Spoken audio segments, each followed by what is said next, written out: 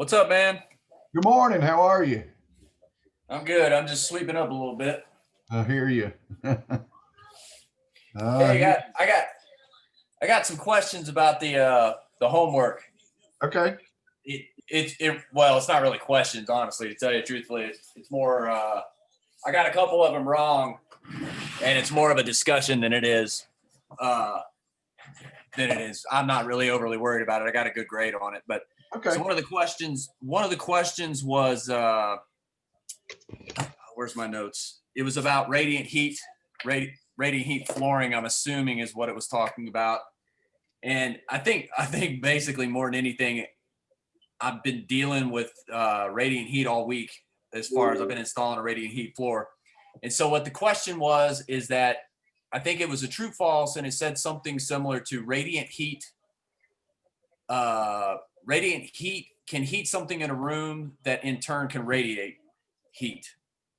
And I answered true, and it told me it was false, which I don't understand why that would be false, because technically the whole way that a radiant heat source works is by, so you have the wire or the water that heats ceramic, Yeah. which in turn radiates. So it's like radiant heat radiates heat to something that radiates heat technically.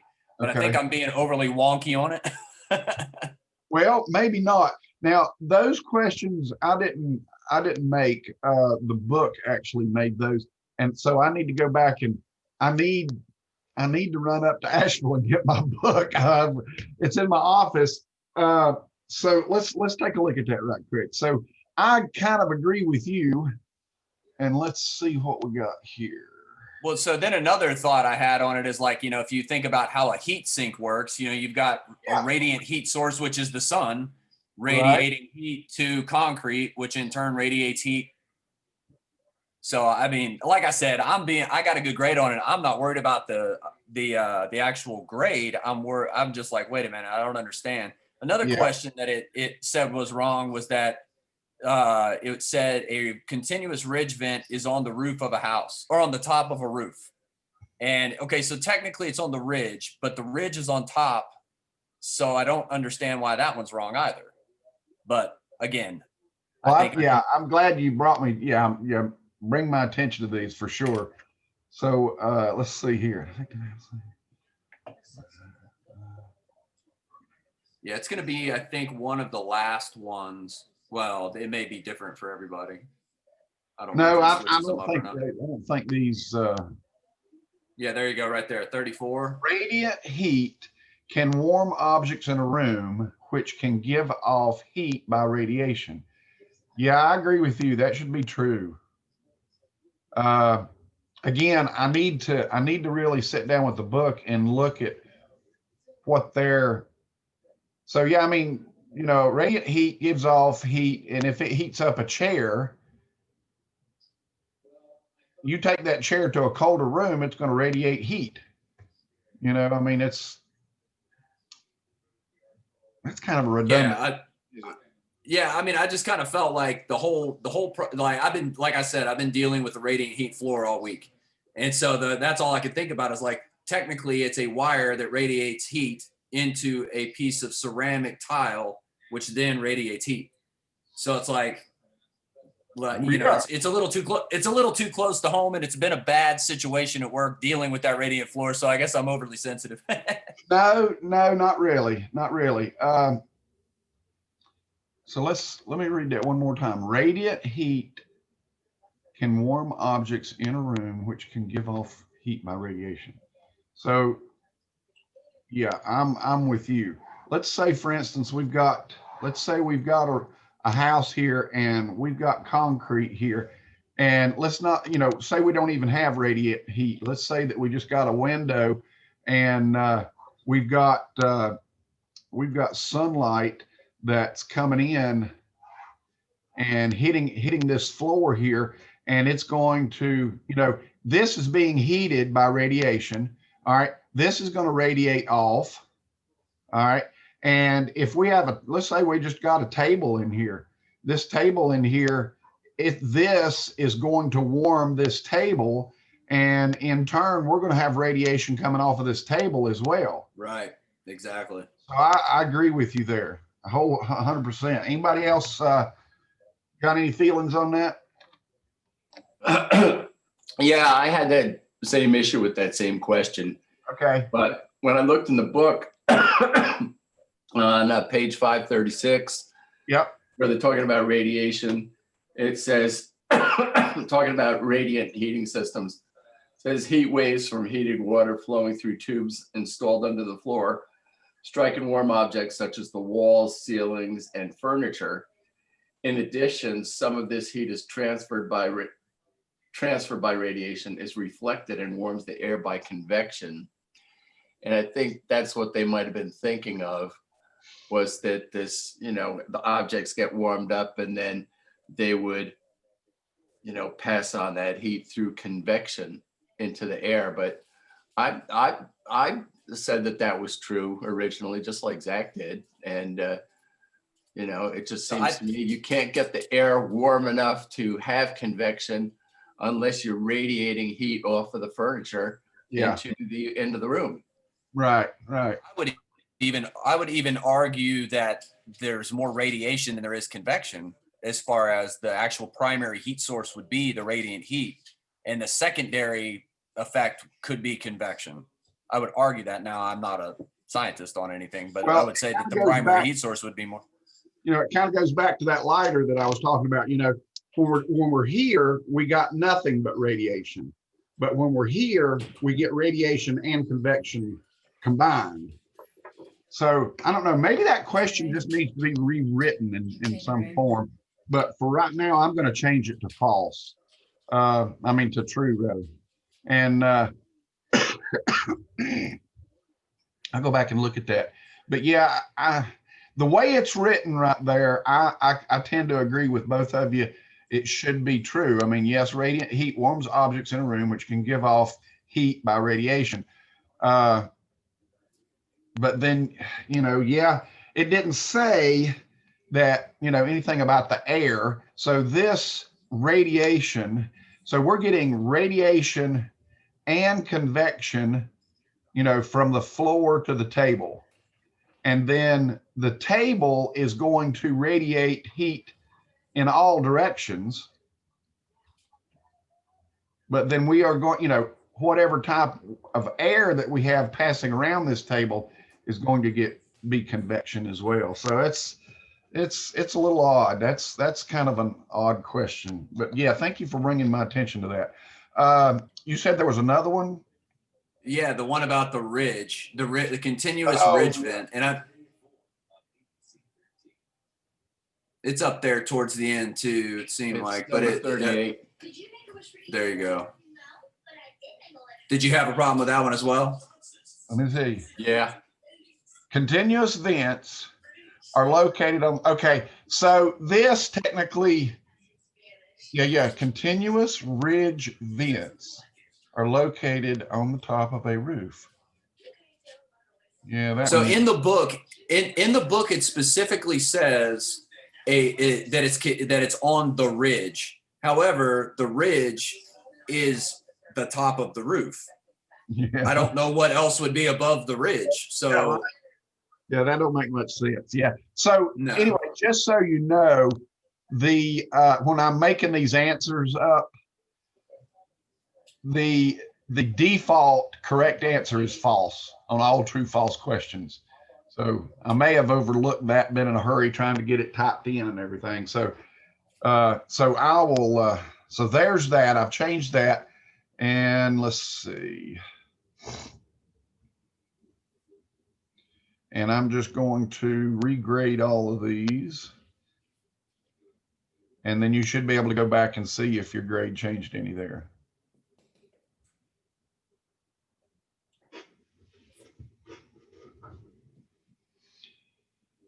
Awesome. That's pretty easy. Cool. Thank you. I appreciate that. You're welcome. You're welcome. Let's see. I want to check one thing right quick. No, I didn't want to do that.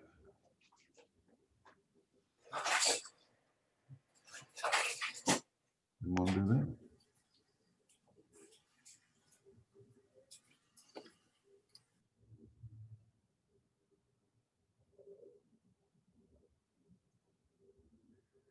Yeah, that's what I thought.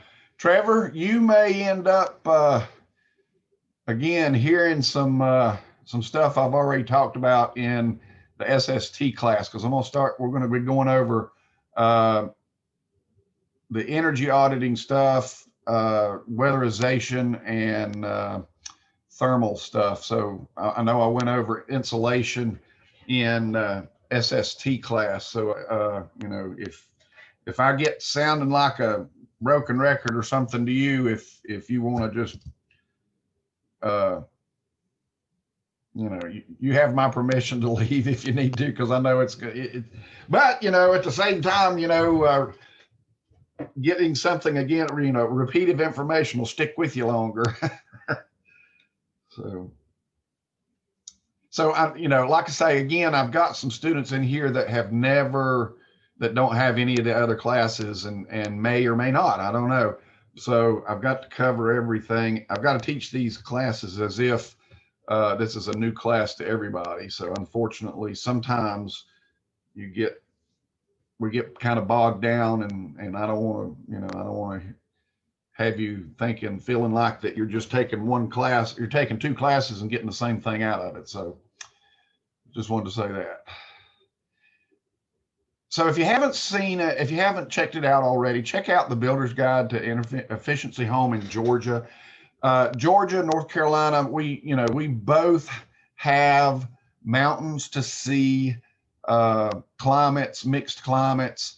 So this is a very good book that, pertains to North Carolina as well.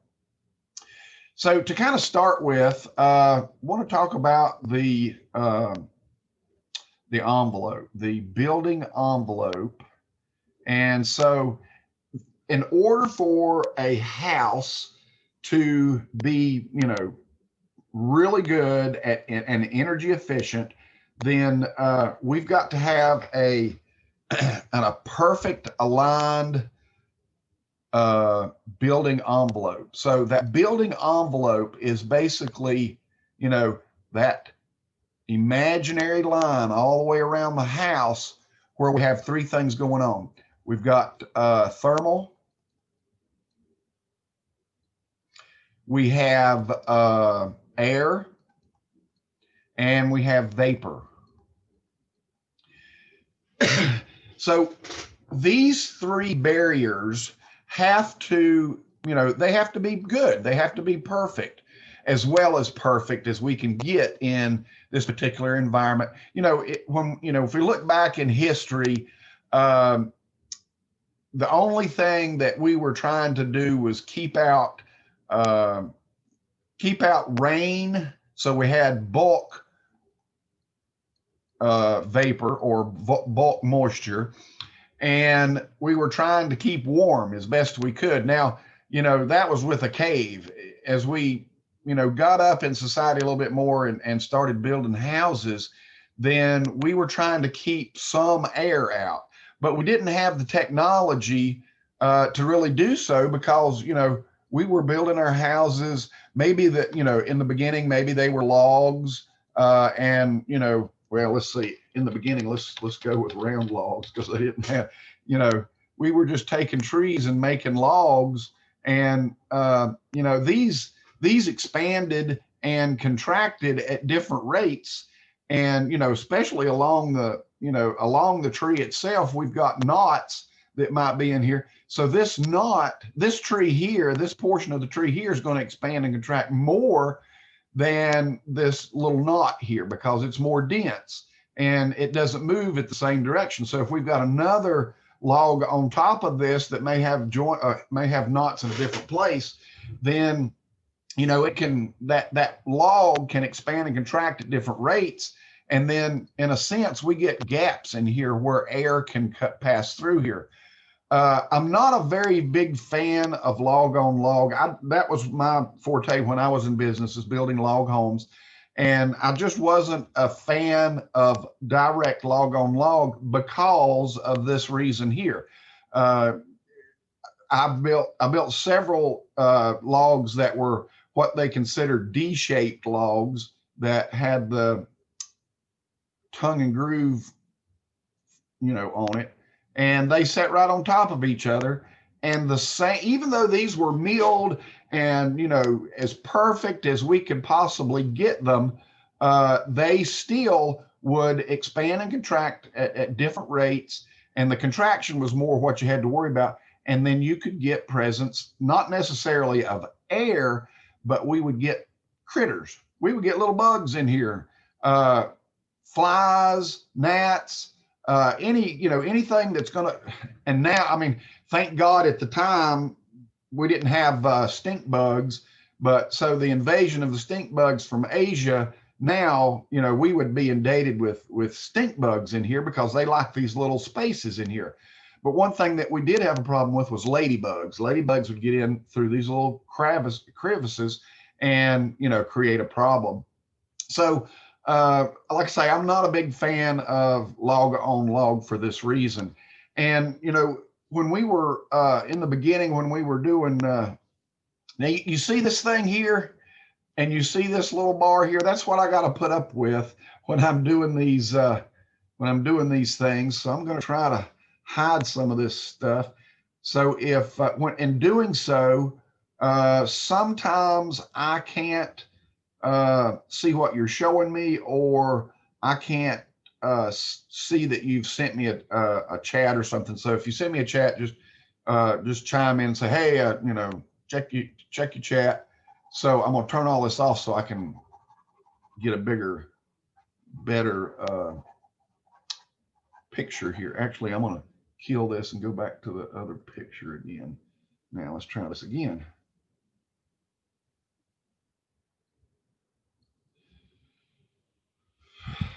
Okay, so again, you know, our envelope, our perfect envelope is here. And the reason this is because this is conditioned.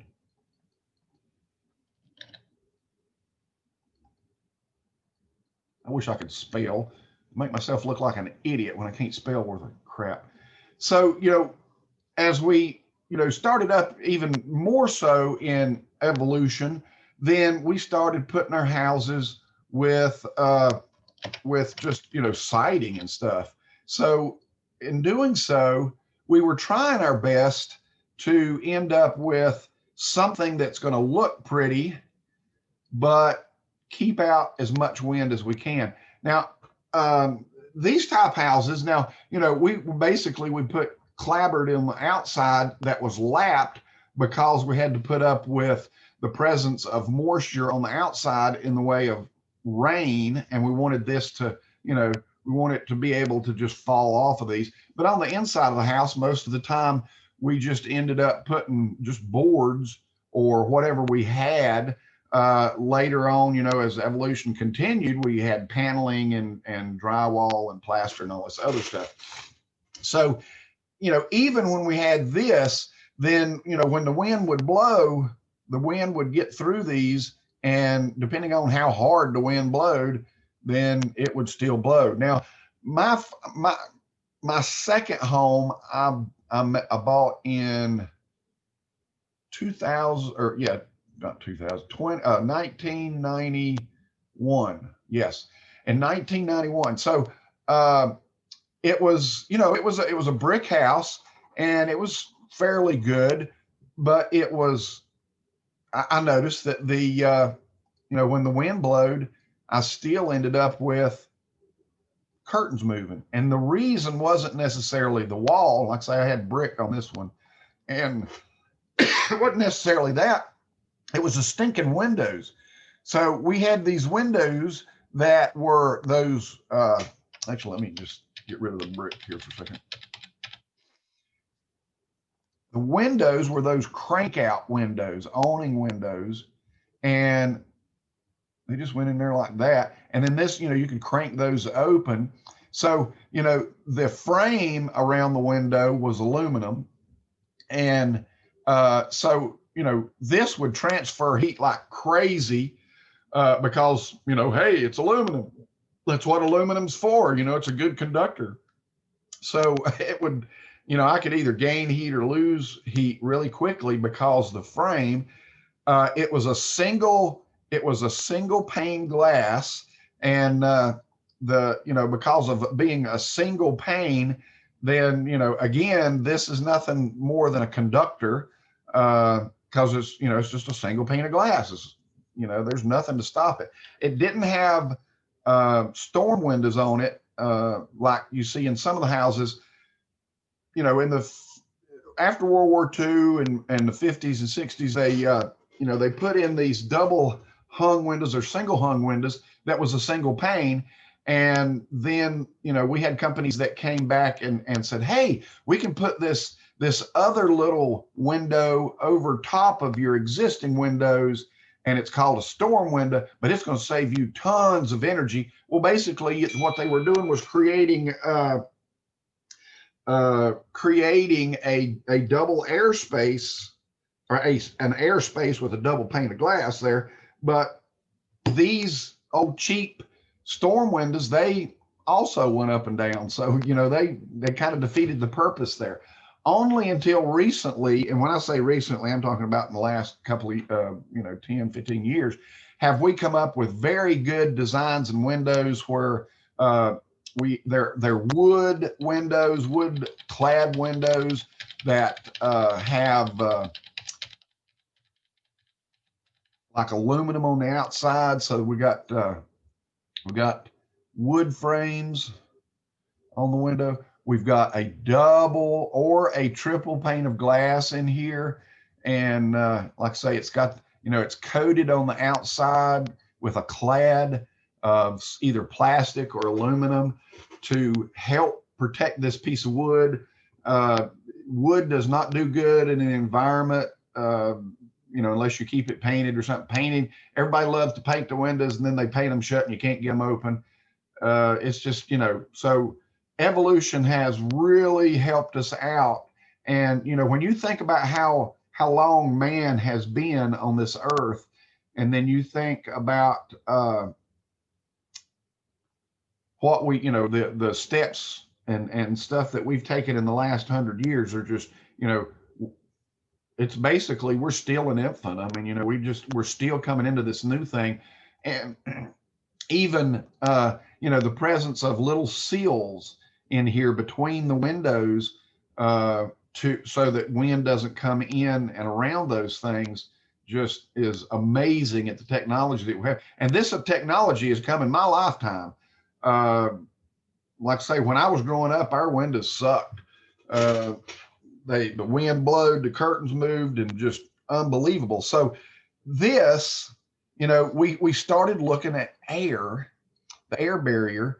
So once we got, started taking a look at the air barrier, then all of a sudden our thermal barrier, just, huge improvement on our thermal barrier.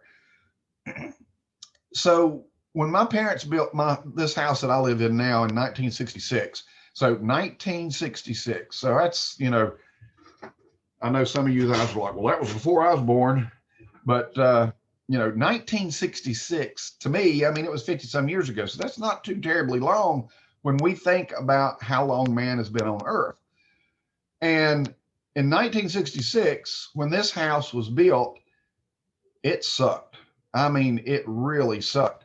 So when I'm talking about insulation, let me go over here for a minute and just kind of show you a picture of this. This is not of my house. And I'm going to let you know the dogs are going to go absolutely batshit crazy here in a little bit. My wife just texted me, said she's going to be home. She's coming home for just a little bit. And so the dogs are going to go crazy. So when we're looking at the attic,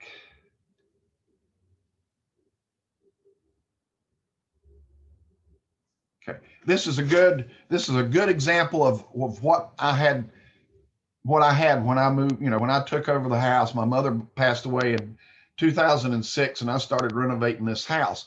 I went up in the attic, and this is my attic. Well, I mean, in 1966, hey, this was great.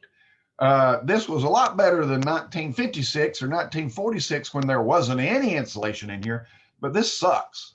Why does it suck? Because I can see every ceiling joist in here. When I would go up into an attic, this is what I need to see.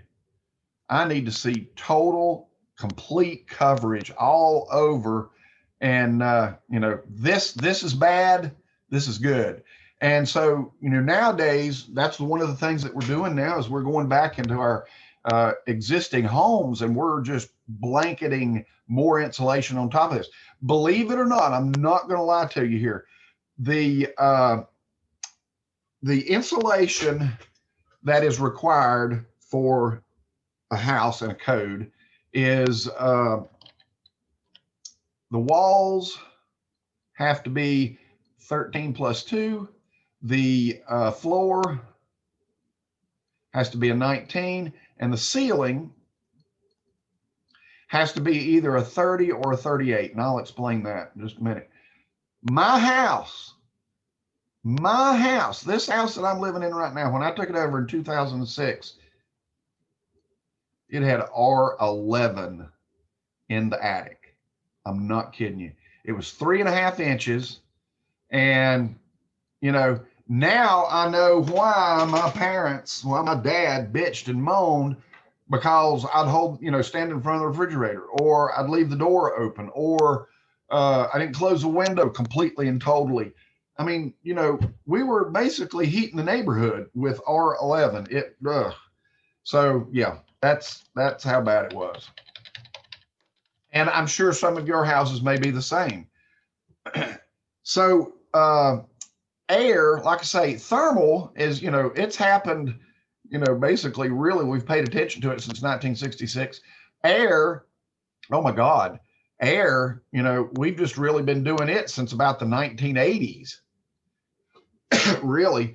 And even testing has not begun until 2000s. And then the moisture.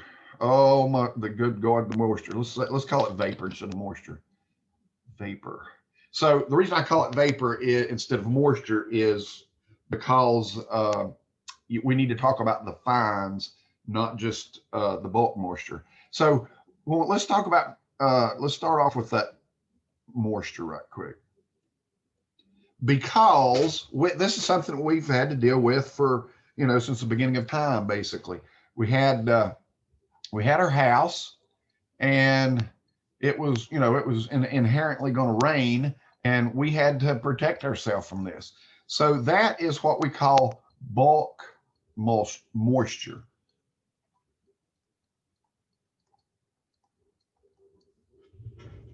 Bulk moisture. And so bulk moisture it includes rain, but is not limited to rain. What if we had a pipe in the house that exploded, or, you know, froze and busted? All right, so we've got plumbing problems that can cause bulk moisture problems. And that's, for some reason, that seems to be a hard word for me to say. Bulk moisture. Sound like a chicken. Bulk. So also, you know, in some areas, especially those low-lying mountain areas, then they have a problem with flooding. And that is a problem. And it, you know, flooding.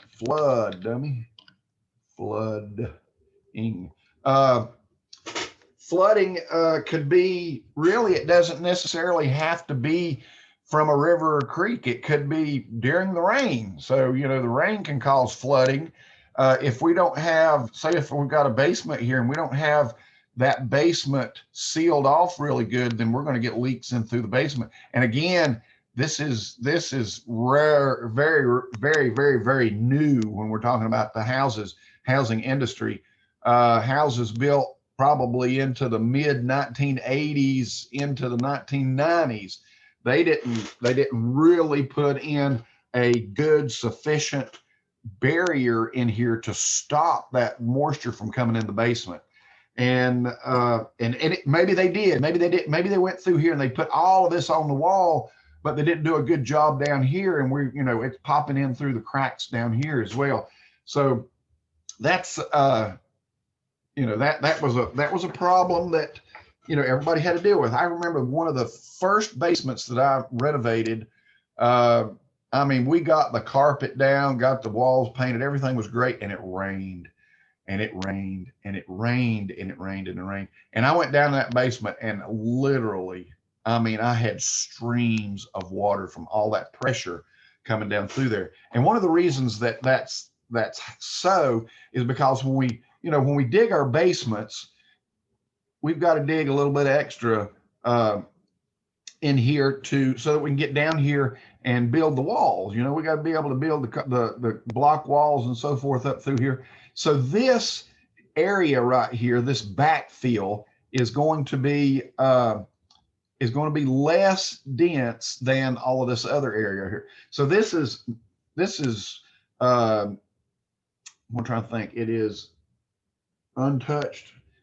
That's not the word I'm looking for. There's a better word and I can't think of it right now. Anyway, this is 100% compaction. Undisturbed is what I was trying to think. This is undisturbed soil. So, you know, we might be able to get this back at about 50% when we're putting it back. And only because I have seen basements cave in when the Bobcat went back and forth and was trying to pack this down and actually push the wall in. So that's not cool. So we have to be really careful when we put this back. But because of this, then, you know, all the water is going to go to the less dense area and is going to try to, you know, peek its way through into the basements and stuff. We actually had a problem here at our house when I was renovating. We had just completed. Come on, give me an eraser. I just want the eraser there.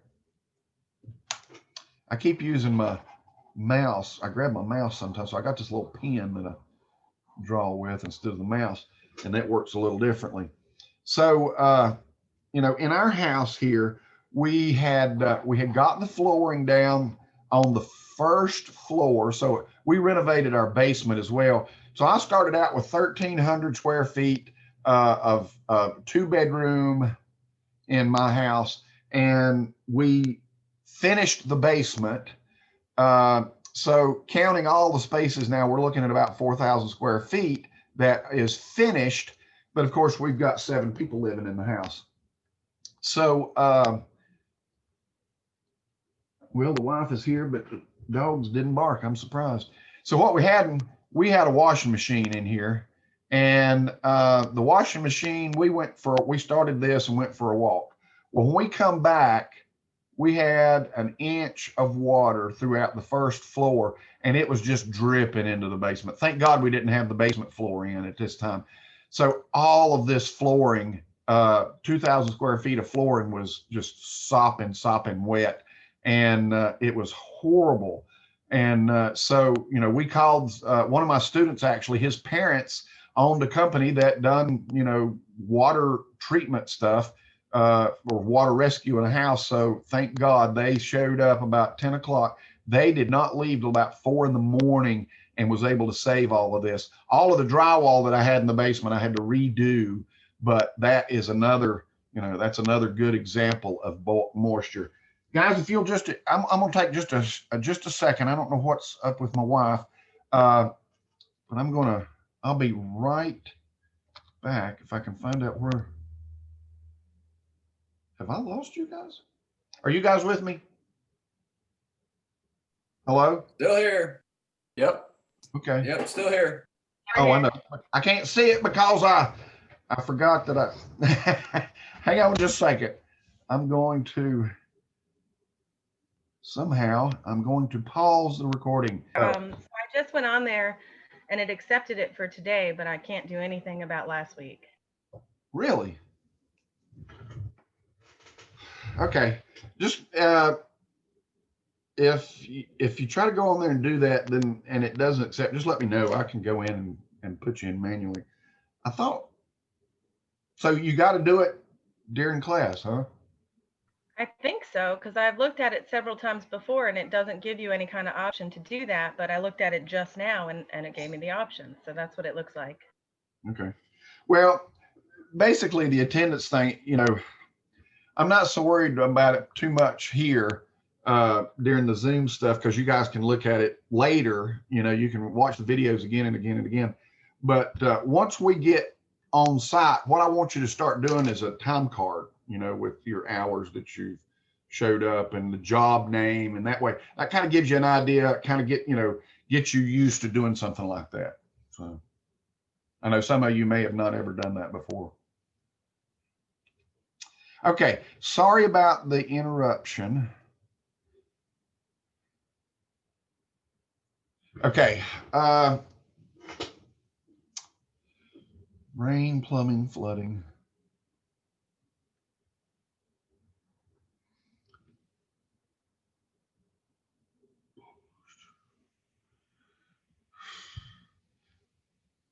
This flooding, so I'm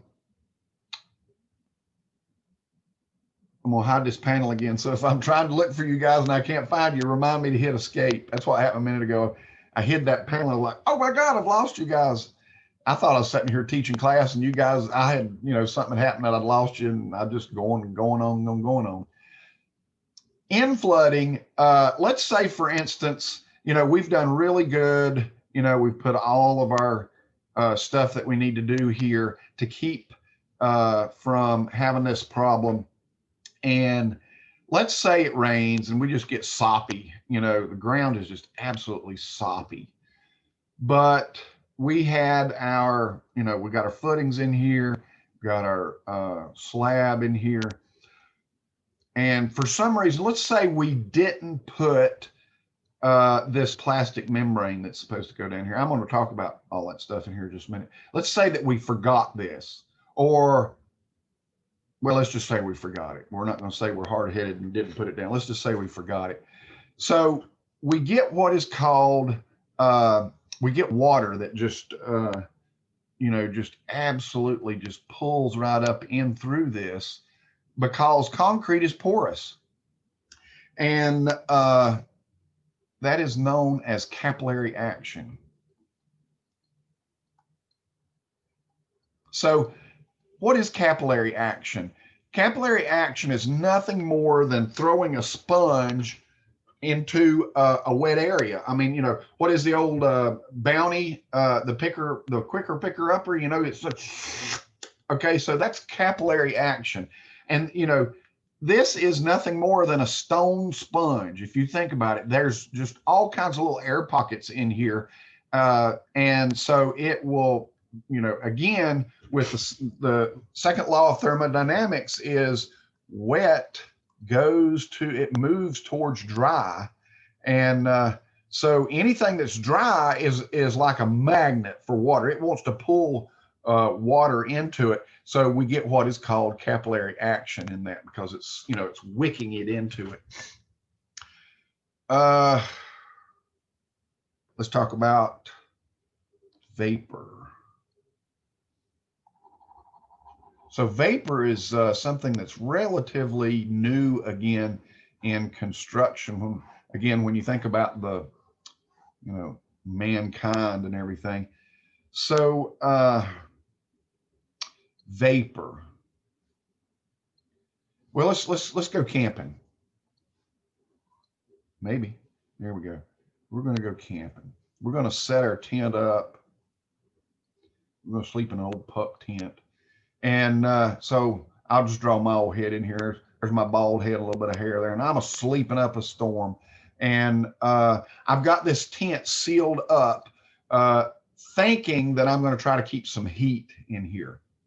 And I wake up in the, in the night sometime or another, and I hit the side of that tent there and I get rained on. Where'd all this moisture? I'm thinking, dadgummit, my tent leaks. But that's not the case. Where did the moisture come from? Your breath. What's that? Your breath. That's right. We are 75% water, right? So when we are, when we're breathing, that's where this moisture is coming from. All right. And so this moisture is detrimental to a house, let alone a tent. So, obviously a tent being as thin as it is, and you would not, you'd be surprised at how many, I'm just going to call them inexperienced campers. I won't give any names. Usually I call them city slickers, but you know, inexperienced campers go with the mentality that let's seal this tent up 100% so we can keep some heat in here. Well, no, that's what you got that big down fluff sleeping bag for. And then I get these people that, you know, they get this mummy bag and they pull that. I mean, they just cover themselves completely up, you know, face, mouth, everything. And, you know, then they're complaining because they can't breathe good. They, you know, the inside of their sleeping bag is wet and all this other crap. So it's just so funny. So, yeah. So, you know, when they put these little vents in these tents for a reason, and it is to circulate the air in here to eliminate this, basically this rainforest, because that's what you're creating here is a rainforest inside that tent. Well, the same thing can happen here. All right. So again, I have 7 people in my house and they all breathe all night long. And then we can have a problem here for sure. And how do we combat that? Well, we've got to get some fresh air in here for one thing. So we can get what's called a HRV or a ERV. And so this is a heat recovery ventilator or a energy recovery ventilator.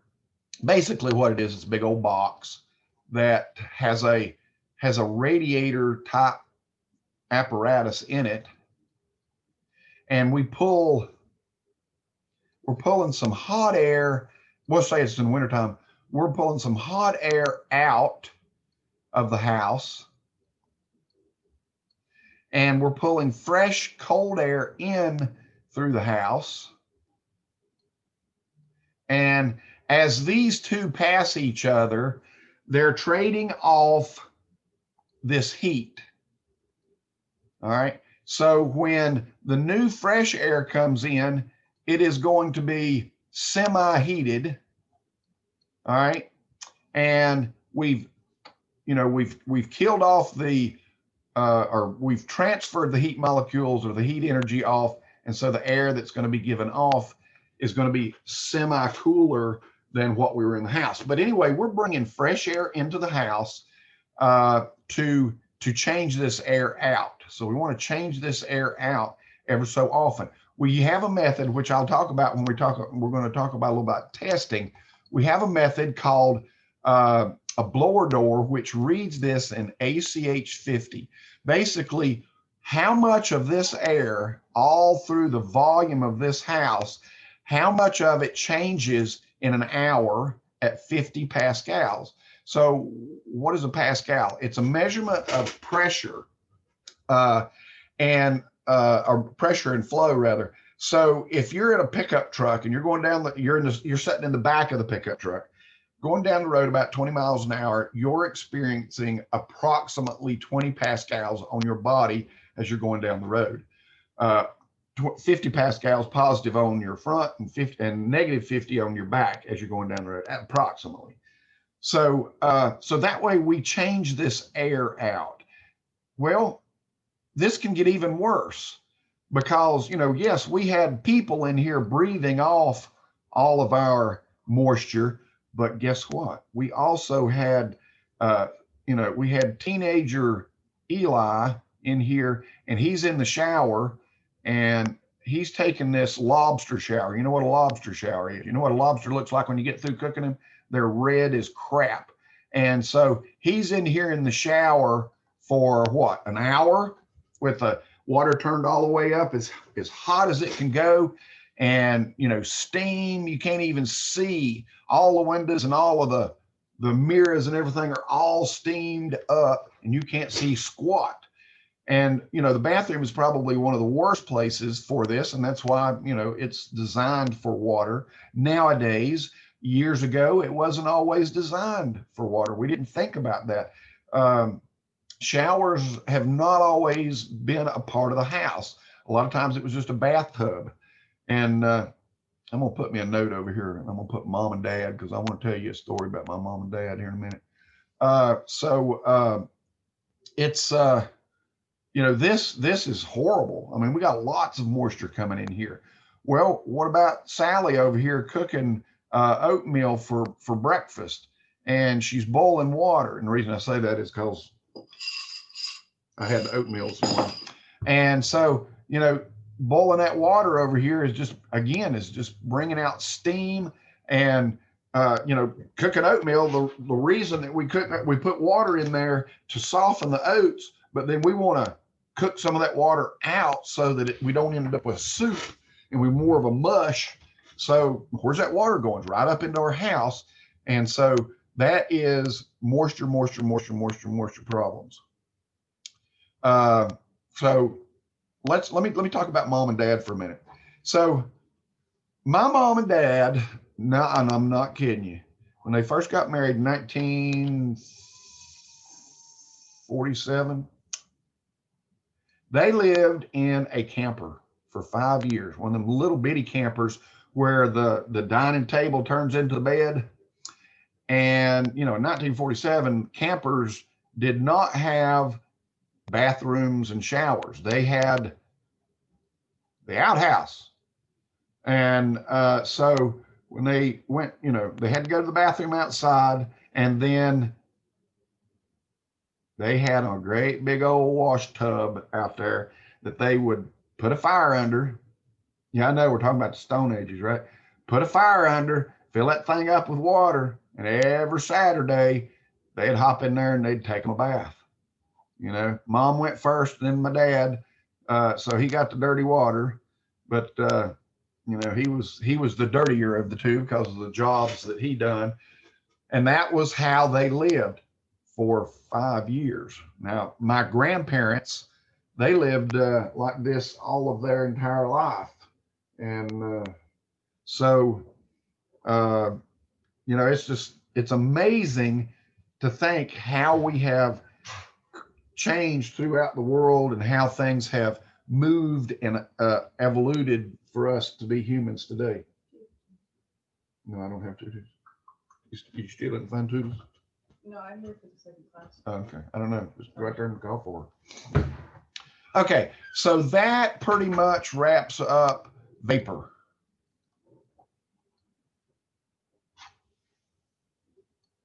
Today is just full of interruptions, isn't it? Okay, so we had vapor and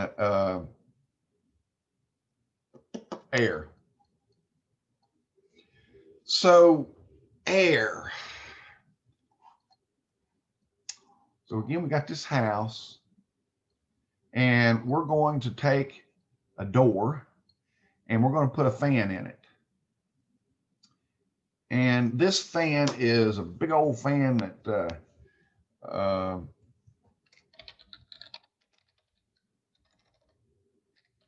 that is a very sophisticated piece of equipment. So this is a Minneapolis blower door. The Minneapolis blower doors is built by the Energy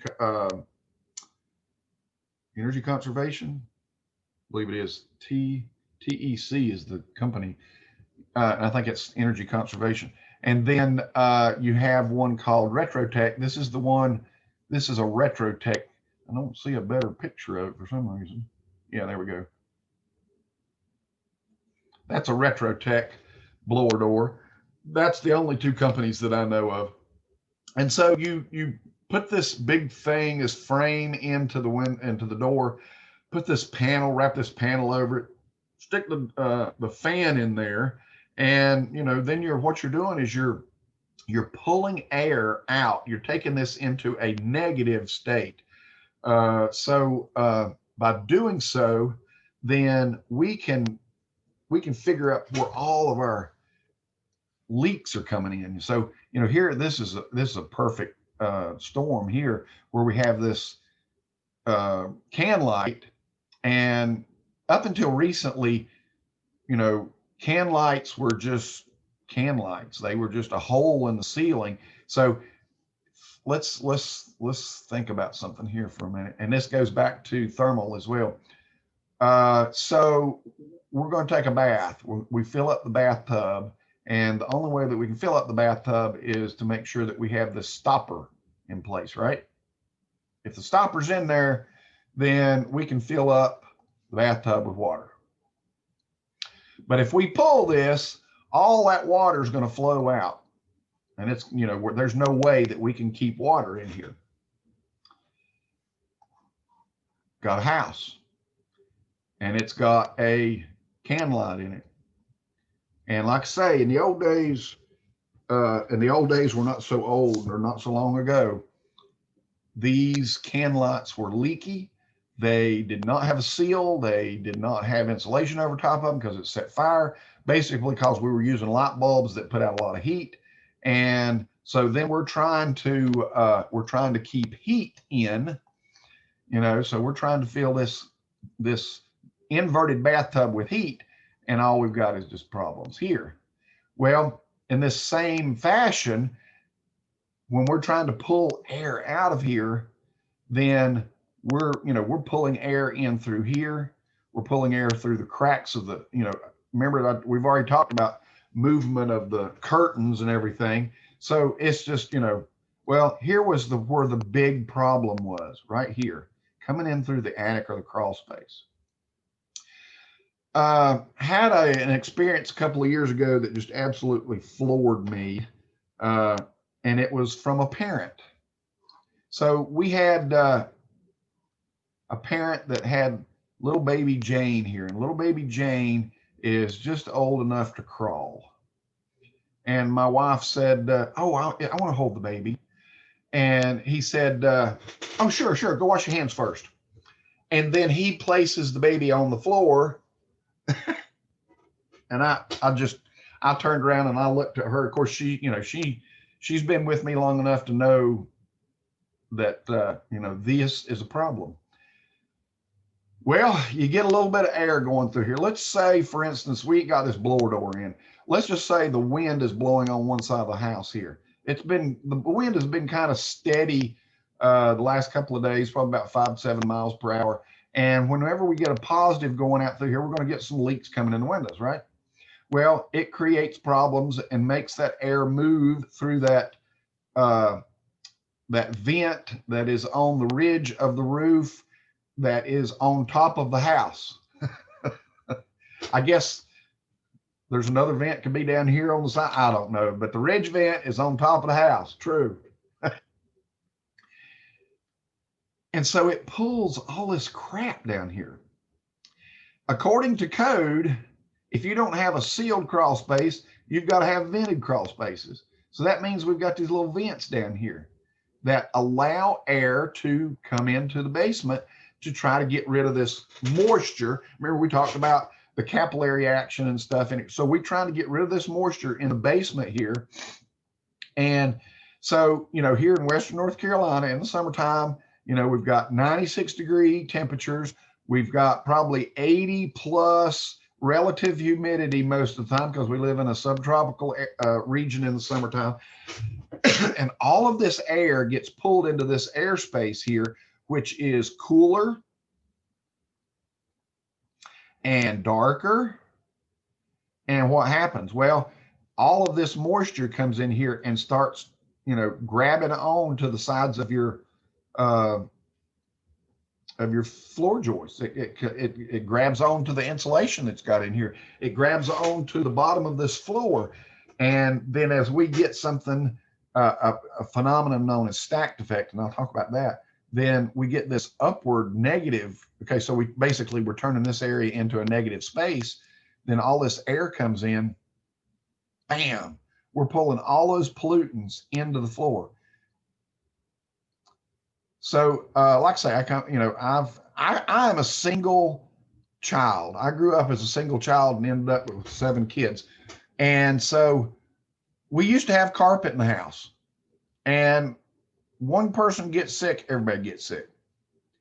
Well, the carpet was looking terrible, and we decided to get rid of the carpet.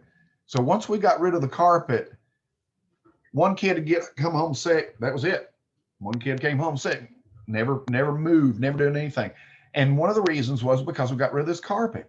Well, generally you don't put a baby down on the floor to run around on the floor. You put them on a piece of carpet. But all that carpet is that petri dish of germs and crap that is, just all through this thing.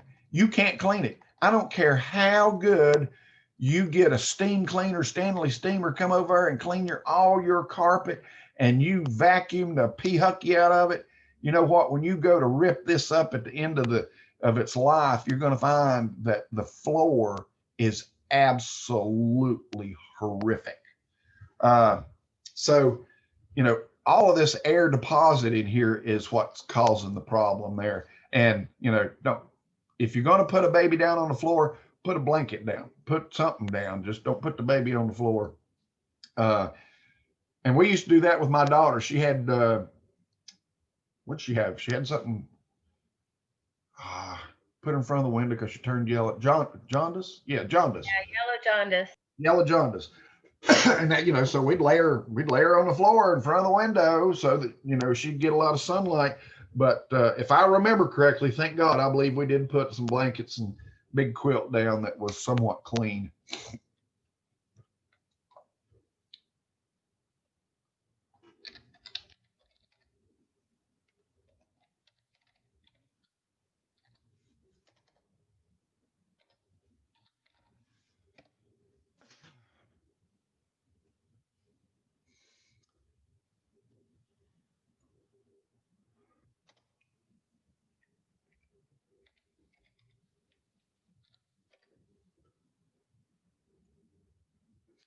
Stack effect. Let me see if I can find this one picture. There's one really good picture, and you'd think that I would have saved it over the millennia that I've been teaching this class. There it is. I need to save that. I'm going to save that picture.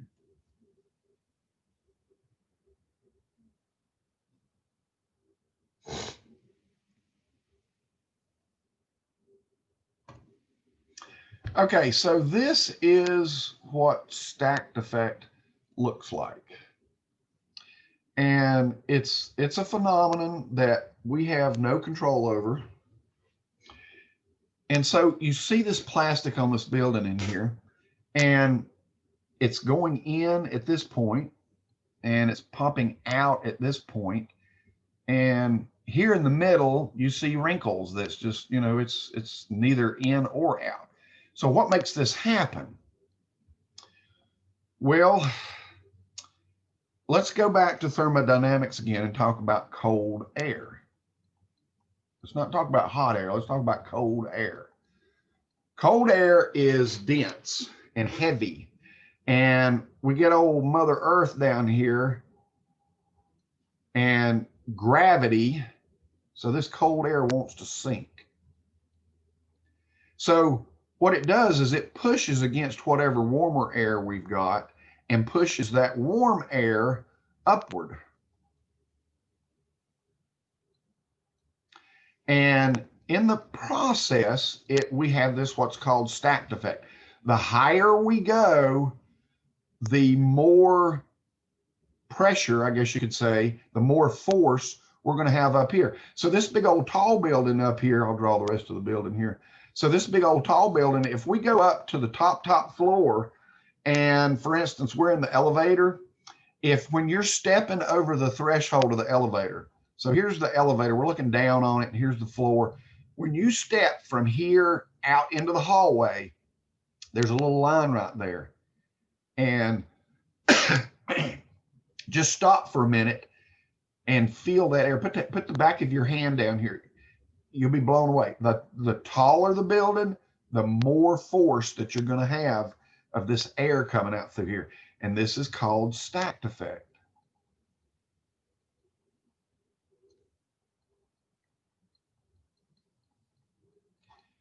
Stacked effect. It goes back to that house that we were talking about, the little baby laying on the floor.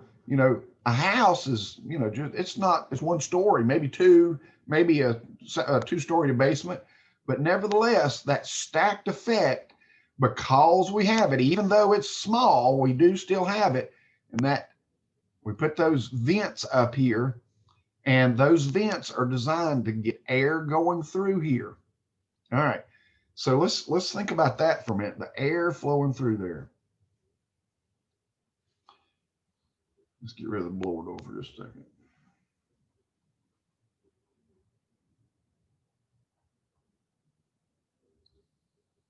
Okay, we've got our ridge vent, we've got our soffit vents, and we've got, we'll say we've got, we don't have a vaulted ceiling, we've got a flat ceiling. Cooler air gets sucked in through here. Warmer air is expelled out through the top. All right, so we try to maintain a temperature here by allowing this air to go through here. We're trying to suck up any water that we may have in through here, any moisture whatsoever. We want to get it rid of it here. But it also, and there's another effect, and I forgot what this effect is called, but let me explain to you how it is. So I was a volunteer fireman for a couple of years, and we had the fire truck, and it had the tanker had a quick dump on it. So a tanker is a truck that just basically does nothing but carry water. It doesn't really have pump operations per se. You know, it doesn't have any hoses other than the hose to hook up to the tanker. I mean, to the pumper. So in a tanker, you've got this nozzle in the back here, and this is huge. This thing is probably, this pipe is probably 12 inches, maybe more in diameter. And what we do is we have this bladder that we can hook up on a site. Now, this is rural America, okay? This is where you have to drive 2 or 3 miles to get to a fire hydrant, or you pull it out of a creek or something like that. And this is called a quick dump. So we have got a handle on here that we open this up, and when we open this up, the water falls into the tank, into the tank, the bladder tank, the temporary tank. And it would take, let's say if this is 2,000 gallons, and I'm really searching in memory here, if we just opened it up and let it run, it would take approximately 15 to 20 minutes to dump, okay, just through gravity. Okay, so we had a little mechanism on the side of this fire truck here that was called quick dump. And we would turn this on, and it had a pump back here that would take a little bit of water and basically shoot a jet stream through the center of this thing. So let's say if we're looking at this pipe, and that I'm thinking this is 12 inches plus or minus. Don't remember right offhand, but this jet is probably ½ an inch in diameter, okay, garden hose size. And so we would shoot this jet through the center of this thing here, and we would cut this time down to 7 to 10 minutes. All right, that was quick dump. And like I say, I don't know what this phenomenon is called. I can't remember what it's called, but this is what happens when we're talking about this house here. Once we get this effect going here, where we're pulling in the cold air and getting rid of the hot air, unfortunately, it's that jet, and it does the same thing. It wants to suck out. So we've got that can light in here again, and it will suck air out of it. So not only do we have the stacked effect, but we also have pressures in here. And like I say, I forgot what this particular phenomenon or effect is called, but let's talk about wind. So we have wind coming in here. We've got positives on this side, and we've got negatives on this side. Now, which force is greater? The positive force or the negative force? Let's say the wind's blowing at 20 miles an hour. Now that makes you think a little bit. You're thinking, well, wait a minute. What you put in, you got to take out, right? The forces should be equal. Okay, so not really. Let's look at an airplane wing. Airplane wing. So you know, this goes back to that biomimicry that we talked about in SST class, if any of you got that. Biomimicry is where we're copying nature. And this is what a bird's wing looks like. And this is how we ended up getting flight, because as air passes across this, it separates, and there's a high mechanism of pressure on this side of the wing because it's, you know, it's trying to go across it. You know, these air streams, you could say, are getting compressed here. So this little bit of air right here is compressed. It's pressurized. But in the process, what happens is this air here is allowed to move across it. Nothing is there, and we get lift because we have that negative pressure here. So when we're thinking about this, we've got pressure over on this side trying to push into those cracks and so forth in all of those holes. But over here, because there's nothing there, nature is pulling this out at a quicker rate to try to balance that. Goes back to thermodynamics again. You're going to hear me talk about thermodynamics till you're sick in the head, because we've got to allow for that balance. We've got that, you know, we've got to have balance on here. And if we don't have balance, nature's going to try to balance it. All right. So we've got to be able to, you know, think about these things. So on the windward side, we're going to have pressure, but on the negative pressure side is where we're going to have more loss. We're going to have this vacuum pulling out. And so if you want to, there's a really cool thing that you can do, and take you a piece of paper, a little strip of paper about, you know, about 2 inches wide or something, and roll it across a pencil, or roll it across, I'm sorry, not a pencil, but roll it across the edge of a table. So you take that paper and you just stretch it really hard, roll it across, and what it'll do is it'll try to roll up with you a little bit. So when you get this and you blow into it, don't make fun of my lips here. When you blow into it, this is the Sphinx, by the way. Take like a pencil and hold it to a pencil, and this paper rolls over it. So if you blow down here to get this paper to move upward, you're going to find out that you have to use more force here than if you were just to blow across the top of it like you were playing a flute. If you move across, all you're doing is moving this air out of the way, and nature takes over, and those forces will push this paper up, and you're blowing at half the pressure than you were using to blow on this one here, on the bottom rather.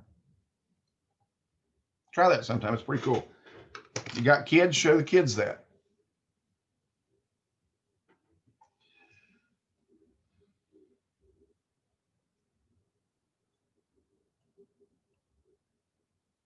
Okay, so what the blower door does, so still talking about wind, what the blower door does.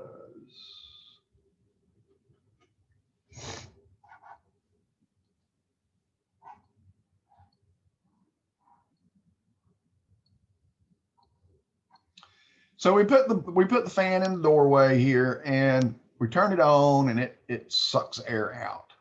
And it sucks it out in a measurement called CFM 50. This is cubic feet per minute at 50 pascals. All right, so we're flowing a cubic foot of area. So a cubic foot is just what it sounds like. It's a cubic foot.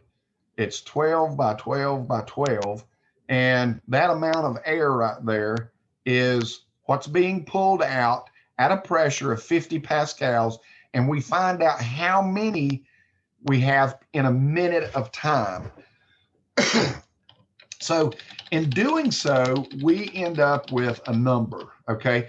And I'm just going to throw a number out here. Well, let's say that's 2,000 CFM 50. Okay, so 2,000 CFM 50. So if we've got a small house that we're doing the same test to,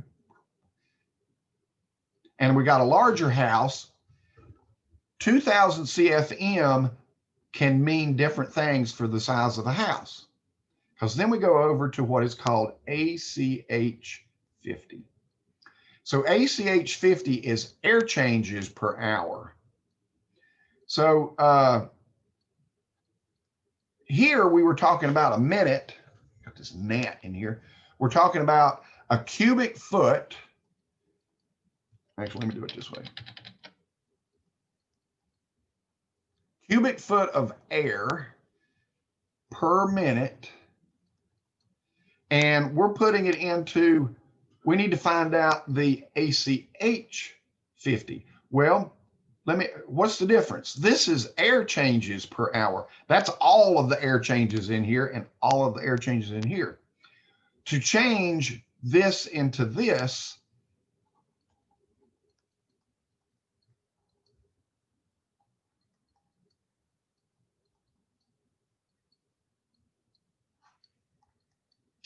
it has to do with the volume.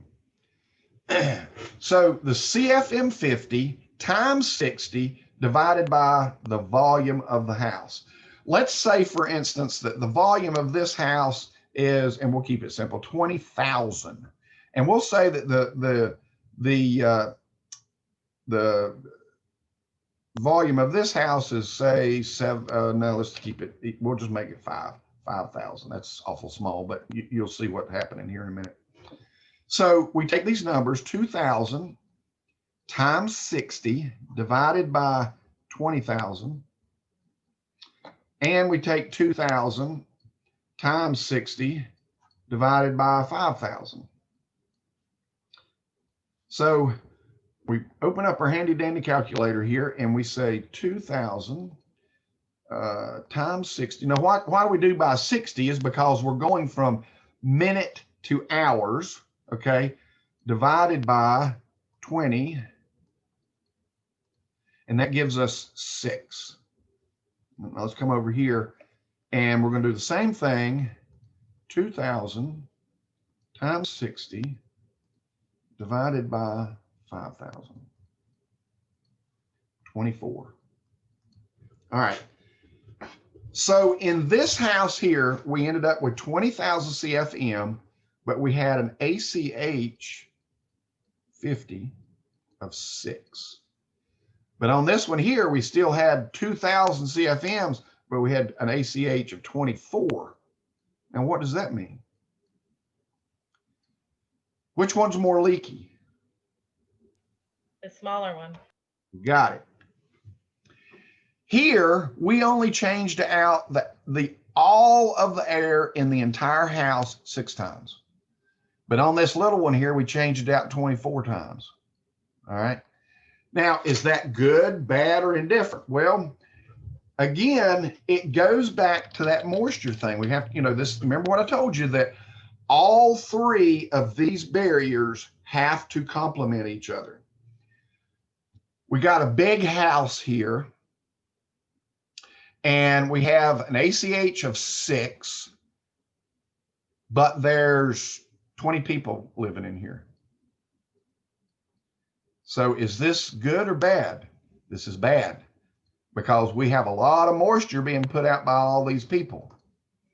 Over here, we got 1 person living in this house, but we have 24 air changes per hour.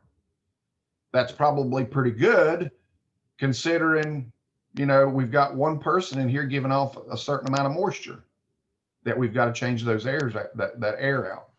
I'm just curious if it matters, like if you live in a big city, you don't probably want the same air change, right? Like the pollution outside, it might be worse than inside. Well, okay, so that HRV and ERV I was talking about, you won't, there's filters you put on there. You don't just, pull, my daughter took a trip to Salt Lake City, Utah, not too long ago. And she said you could not walk outside. She said it stank. I mean, just horrible. She'd never, we're talking like worse than Canton. And I couldn't figure out why, so I started doing some research. It's because they've got like 30,000 Superfund sites there. And because of the, you know, the back in the day when they were doing mining and so forth, they didn't give a flip what they done with their byproducts. So they were just, you know, putting it in a creek. There's a pond or a lake in, I believe it's Montana, that's a Superfund site. And the lake is so toxic that if a bird lands in the lake, he's going to die. It's that toxic. Like a duck or something lands on the lake, that duck going to die. There's no fish, there's no nothing in this lake. So instead of, you know, trying to clean it up, obviously the government figured it was going to be very costly. They ended up putting sirens around it and the sirens go off every so often to scare the birds off. And as human nature takes it, it's become a roadside attraction. People go to see this toxic lake. So can you imagine, hey, let's go see this lake. And they recommend that you wear masks when you go see this lake. And I'm like, hell, I'm just staying at home, you know? So, you know, I guess I could see your point there, but, you know, hopefully we're trying to filter, you know, we've got some kind of air filter on here, just like what you'd have in your house, you know, that you're trying to pull in fresh air and get rid of some stale air. Believe it or not, if you know, basically, if you shut yourself up in the old fashioned refrigerator, you remember years ago, we had refrigerators that just didn't have a handle on it, but it had a latch. You know, it was latched closed, and kids would get in these things and they'd die. So, you know, you yourself, your exhaling of your own breath is enough to be toxic enough to kill you. So, you know, even if we've got cars and trucks like New York City, I mean, or Salt Lake City, we want to filter this air coming into it. And the better the filters, the better, you know, that's a huge issue right there. But I know one thing that we found out, and if you want to, you can look up healthy built homes, and look, just Google healthy built homes. There used to be a North Carolina healthy built homes, but I think I don't know what's happened to it. There was an architect, and I can't think of her name. Her last name was Stanka, but I don't remember what her first name was. Healthy built homes was a thing. It was I think it was NC Healthy.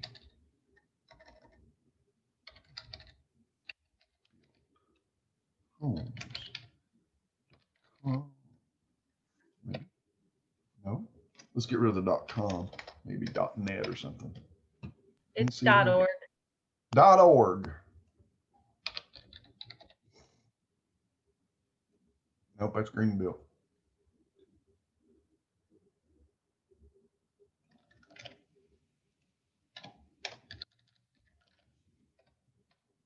Well, I'm not getting anything. Am I spelling it wrong?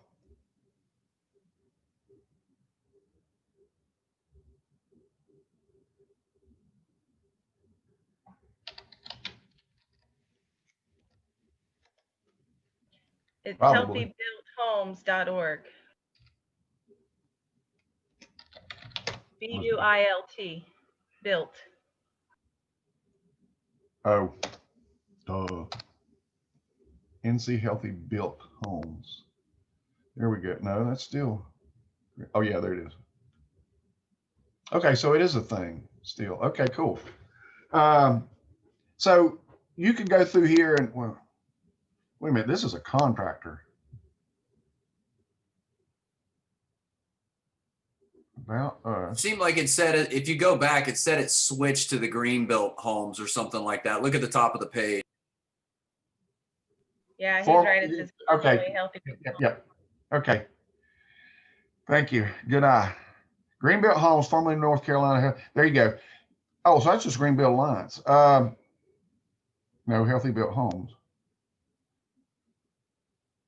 That's driving me crazy. I think they're all trying to push for the healthy built home philosophy or whatever, with the low VOC and letting things outgas before they're ever put in, and the types of materials they're using. So yeah, that's what Yeah. that was. But it you know, the ceiling and proper ventilation and stuff like that plays a big part of that as well. But yeah, so I remember these people, they were really going for the low VOC thing. And some of you may not remember, but I can remember going into some houses where my eyes just burnt just as soon as I went in, and that was because of formaldehyde that was made into these carpets and stuff. And there you go. I mean, there's another reason: don't put your baby on the floor because formaldehyde. I mean, so. Okay, so it is 9:50. What time did I get started? We got started at 9 or 9. We got started at 8:30, right? So I've been talking for an hour. Let's take us a break. Let's take about a 10-minute break. You guys have to stay on me and remind me to take breaks and stuff because I just forget.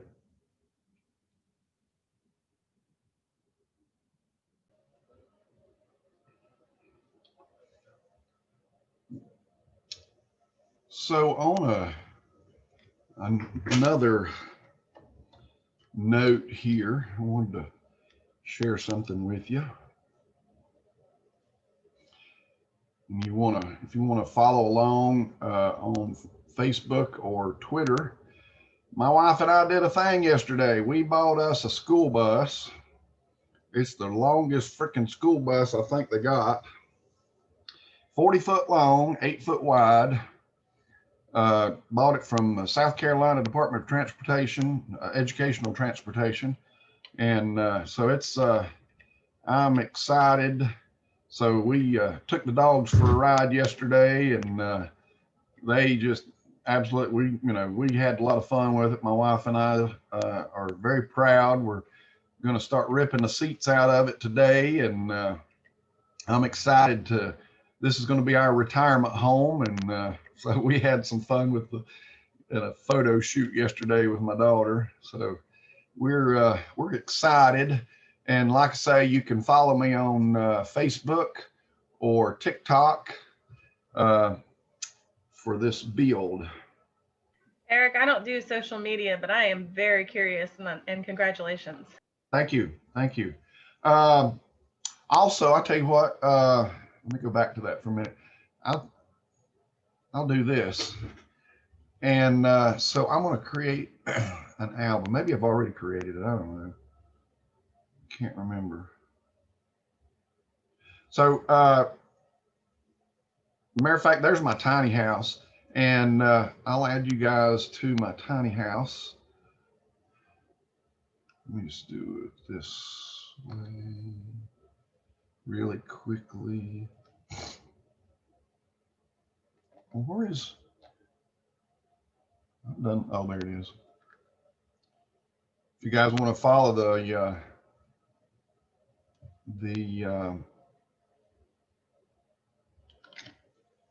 tiny house.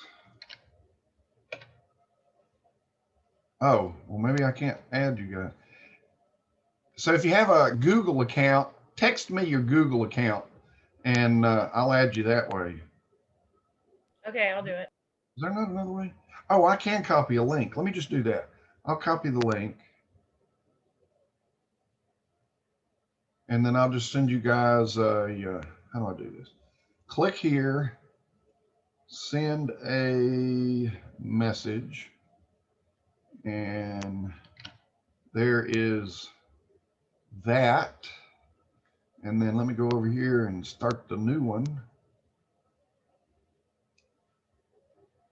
Where do I start? Where do I go to start a new one? Huh. Create an album. There we go.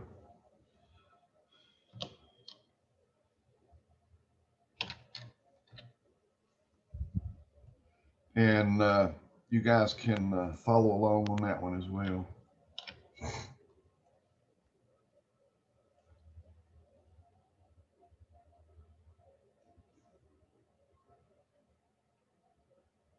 So you guys are just going to travel in that, or you're moving into that?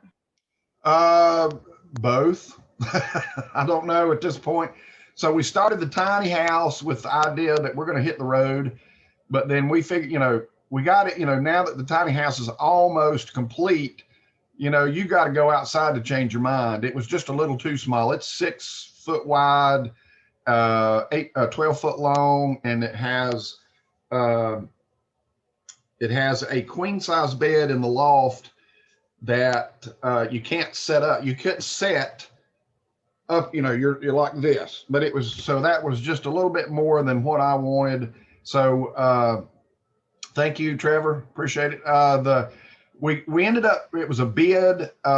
So I was a little bit disheartened on the bid. I found the bus about a week ago and I put a bid on it for $1,100. Okay, so $1,100, if you can believe that.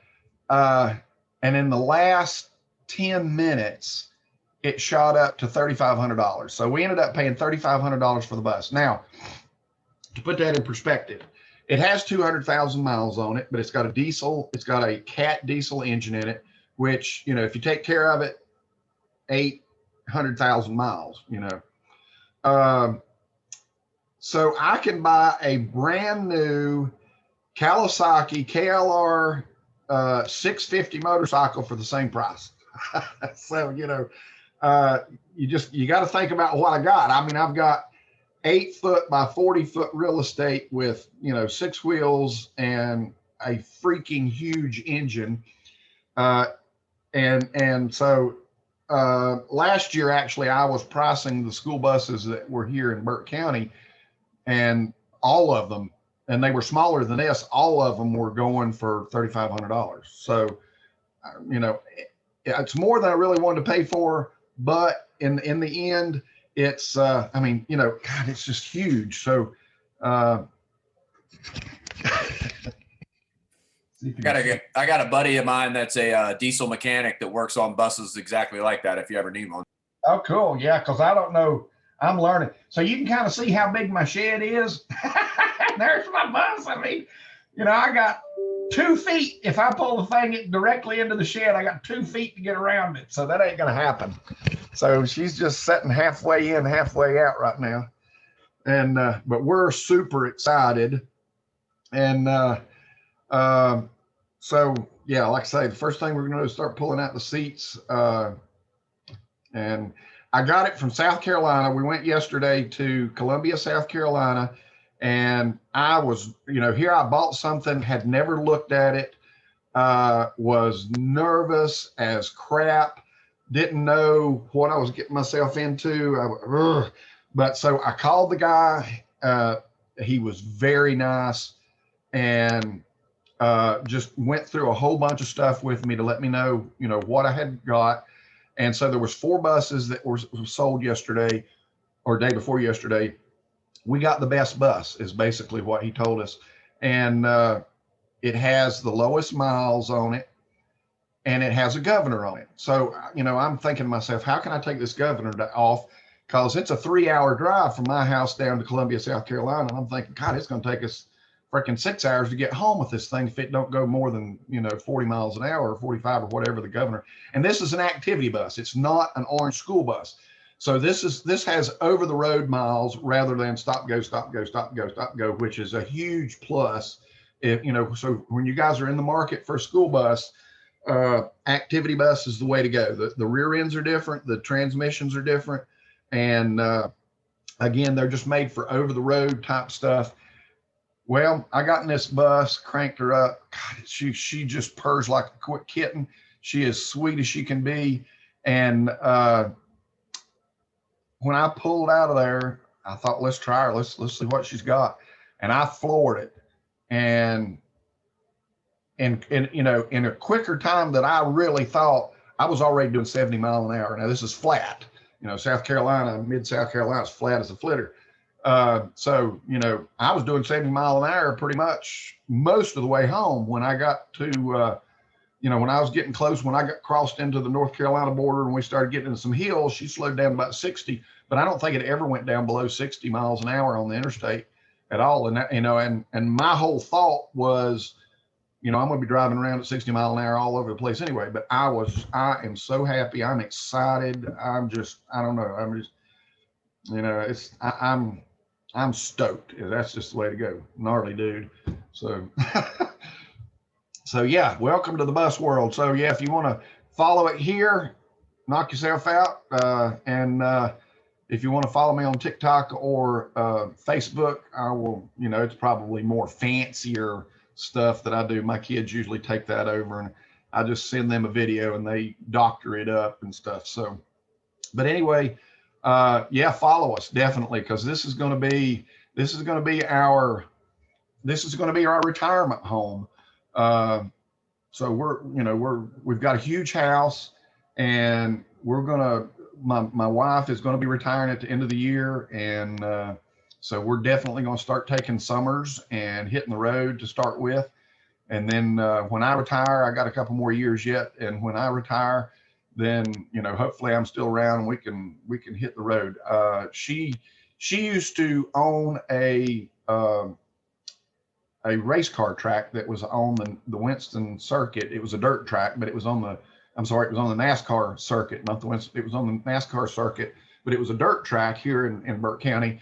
And she used to travel, and so she's seen a little bit of the United States, but she's all she's seen is raceways, Daytona, Bristol, Charlotte, you know. So I'm wanting to show her state parks and national parks and forests and stuff. That was one of my things. I've been, you know, all over and saw a lot of the state parks and national parks, and I want to be able to treat her to some of that. So this is what we're going to do, and it's big enough. Also, you know, we got a lot of dogs, and so, you know, it was going to be hard with that tiny house, loading them into the truck.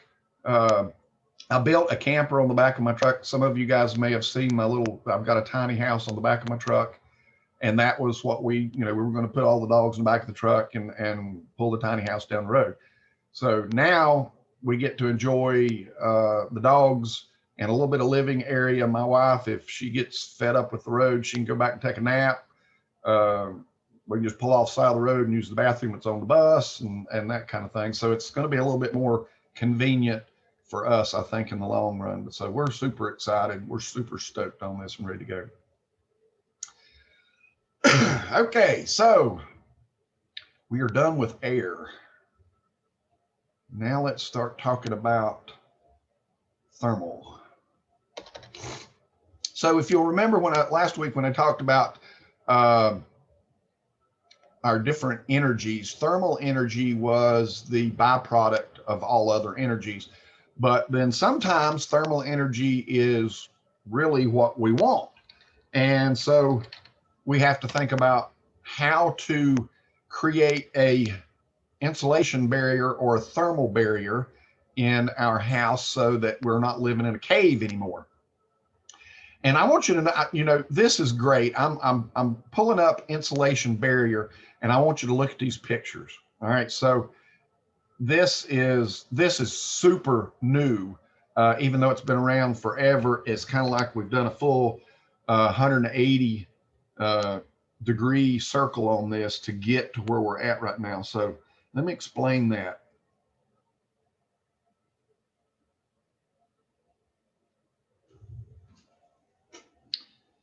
So, you know, to remind you that we have walls that are equal to an R13 plus 2.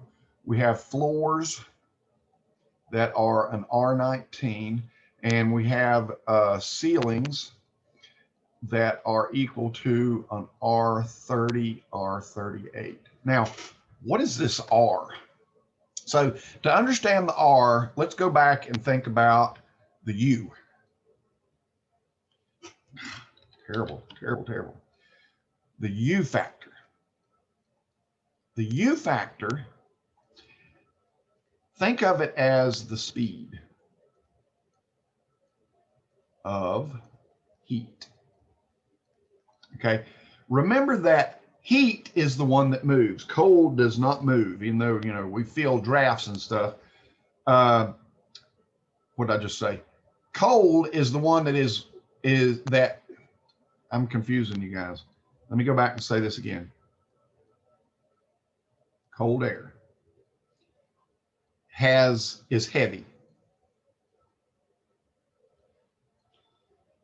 Heat moves to cold. All right, so don't let that confuse you. If we had, let's say that we had a house here, and we were going to send this house up into space where there's a vacuum, there's no gravity or anything, that gets thrown out. Cold is only affected by gravity. If we have the presence of gravity, cold air moves. If we don't have the presence of gravity, cold air does not move. But heat will move to cold. So, you know, we got a fire going here, and we've got an ice cube over here. Is the ice cube going to reach out and put out that flame? No. But the fire, the heat, is going to move towards that ice cube in this particular form of radiation. A little bit of convection. If we had the ice cube above it, of course, we're going to have more convection and some radiation. So by knowing this, then we, well, if heat moves, how fast does it move? Well, it depends on what material it is. So let's say we've got some aluminum. We have a stick of aluminum, okay? And I'm gonna pick on Zach here. So Zach's gonna hang on to this, and there's Zach. And I'm over here, and I got this flame on it. And heat is going to move across this thing, and eventually it's going to get hot where Zach's going to have to let go of it. It's hotter than crap. All right. Aluminum is a very, very good conductor. Think about electricity, and you can think about heat. So electricity and heat have the same conductors. So aluminum, copper, gold. Gold is probably the number one thing, then aluminum, then copper, and so forth and so forth and so forth. These are very good for electrical conductors, and they're very good for heat conductors. Iron, you can heat up an iron frying pan. You better not grab the handle, because she's going to put a brand on you, on your hand when you grab it. So now let's take a piece of silicon.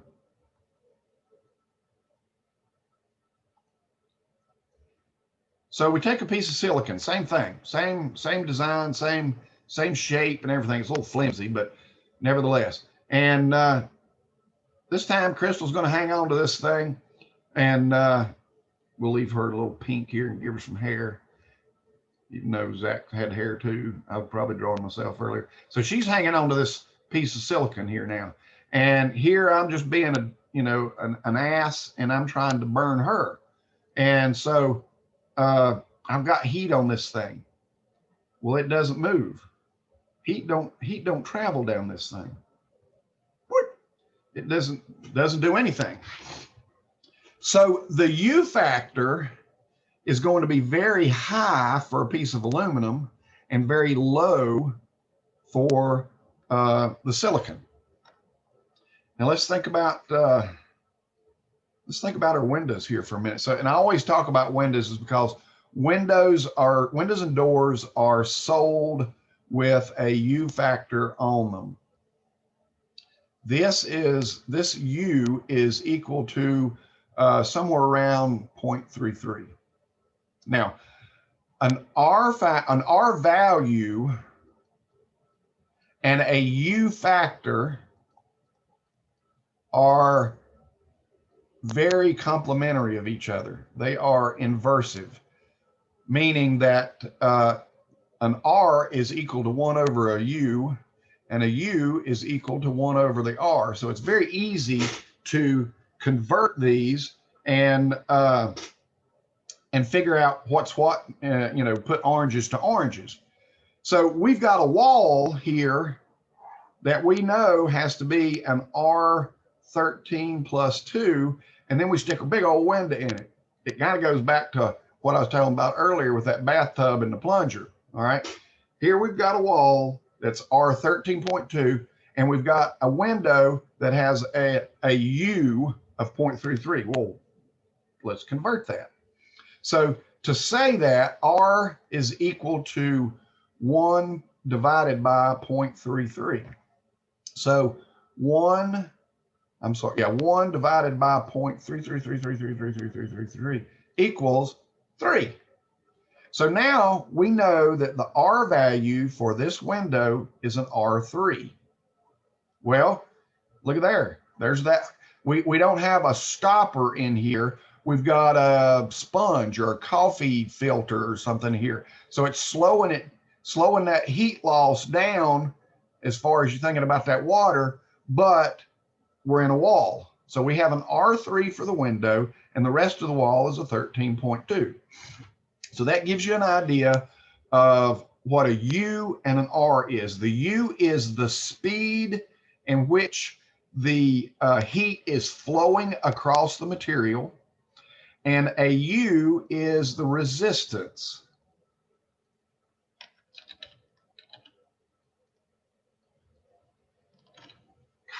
How do you spell resistance, people? Resist. Let's just leave it there. R-E-S-I-S-T-A-N-C-E. E-S-T-E? R-E-S-I-S-T-A-N-C-E. There you go. So it is the resistance. So the more resistance, the slower the speed. So we have a piece of aluminum here, and we're dealing with conduction. We have a heat source over here that's giving off radiation to this piece of aluminum.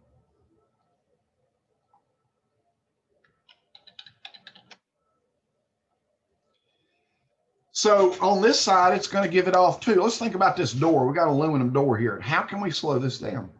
Well, we're going to take some insulation and we're going to put it on this door. So the flame, the heat source here, it's going to heat up this piece of aluminum, but because we have that insulation on the other side, which is, you know, a resistance, a resistor, insulator, then we're going to stop this. We're, you know, this is it. It ain't going to go no further than this right here. And this is, you know, this is the guard. It ain't happening. No way, not getting past this. So the greater the resistance, the lower the R. So let's take, let's say that we're talking about that roof and we're going to use an R30. What is the U to an R30? 1 divided by 30. 0.0333. All right. So you see how that changed. We had a small U equals, we had a larger U, and that gave us a small resistance. We have a large resistance, and that gives us a smaller U. So that means that R30, the U factor, or the rate of speed of heat through that, is going to be slower than in this piece of aluminum. All right, so let's look, actually, let's talk about this R13.2.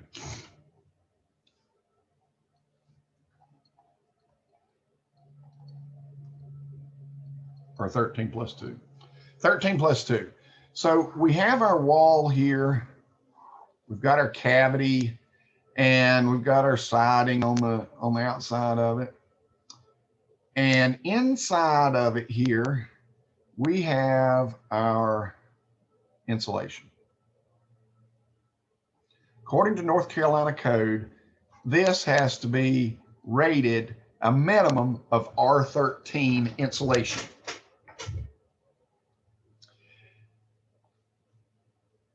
So we got, this may not be perfect. We got some gaps, and let me show you some pictures of it. I'm gonna save that because I want to make sure that I come back and talk about that. Let's put in bad bat insulation wall.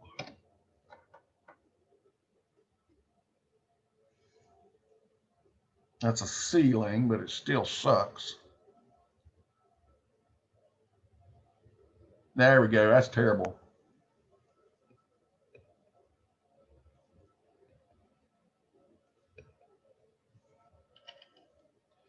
What's terrible about it? Well, it looks kind of like my attic did when I first went out through there.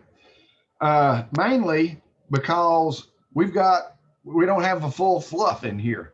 You know, this is compact here, got some torn places in it.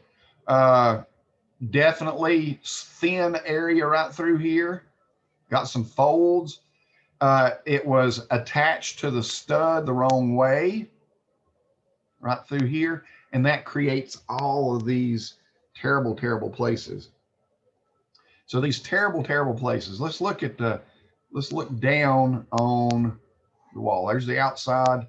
Here's our studs. And then we've got the drywall here. So we've put up our insulation, and it just really sucks. It's terrible. So it comes with these little ears, and I'll show you a picture of that in a minute. And people want to staple it to the sides of the stud like that right there. And what that does is that creates voids in here. And these voids means that we don't have a full R13 here. That R13 is a full 3.5 inches. If we don't have a full 3.5 inches, then we have probably an R9 or an R7, depending on, or maybe we don't have anything at all. Maybe they just didn't put it there. So we've got a zero, big old fat zero in there. So this R2 is there to prevent this. Hopefully the insurance or the insulation companies have properly put this in. Hopefully we have, full insulation in here. But if we don't, then we're going to have this. So this should say a 13 cavity to skin. Let's call it a skin. So with a thermal skin, we're basically putting insulation all the way through here.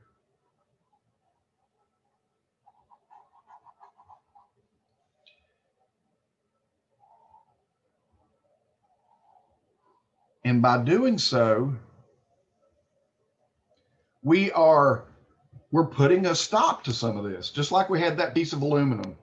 We have an extra safety here to stop any and all movement of heat into or out of the house.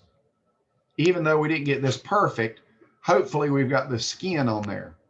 And so that's what they separate this so that we have this 2 in there. We want an R2. We could say, oh, it's walls are an R15. No, they're not. You really, they don't want you to put an R15 in here and call it good. They don't want that. And that's what happens a lot of times. They go up to a 2x6 wall and, they'll put an R19 in there, which is well over the 15, but they don't have this thermal skin on there, and it doesn't help. It still gives us an R13. Also, you think about bat insulation. Bad insulation is nothing more than a bunch of glass fibers that hold air. So there's air in here, and it slows the movement of heat by allowing dead air spaces in here. If we compress this, we're going right back to a piece of glass. And that piece of glass is a conductor.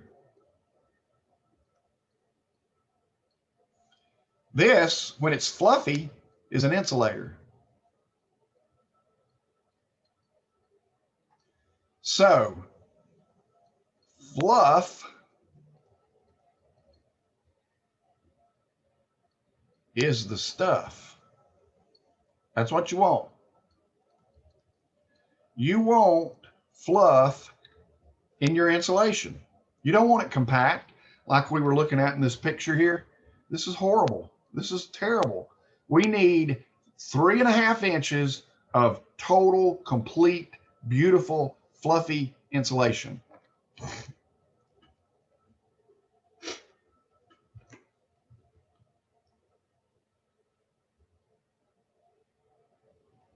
So here's a question for you. What are you supposed to do on the, so if you're framing out a wall and you get to, you're coming up towards the end and your 16 on center, your 24 on center gets into a smaller space. So then you've got to cut your insulation down. Yes, sir. So that gets rid of those tabs. So what are you supposed to do at that point? Well, the tabs are just kind of there to help hold it in place so it doesn't sag. Let me see if I can, I looked at this up the other day and I may have put in the wrong name. John Manfold Insulation, John's Manfold, I always thought it was Mansfield, but it's Manville. If this loads up, insulation, residential building insulation.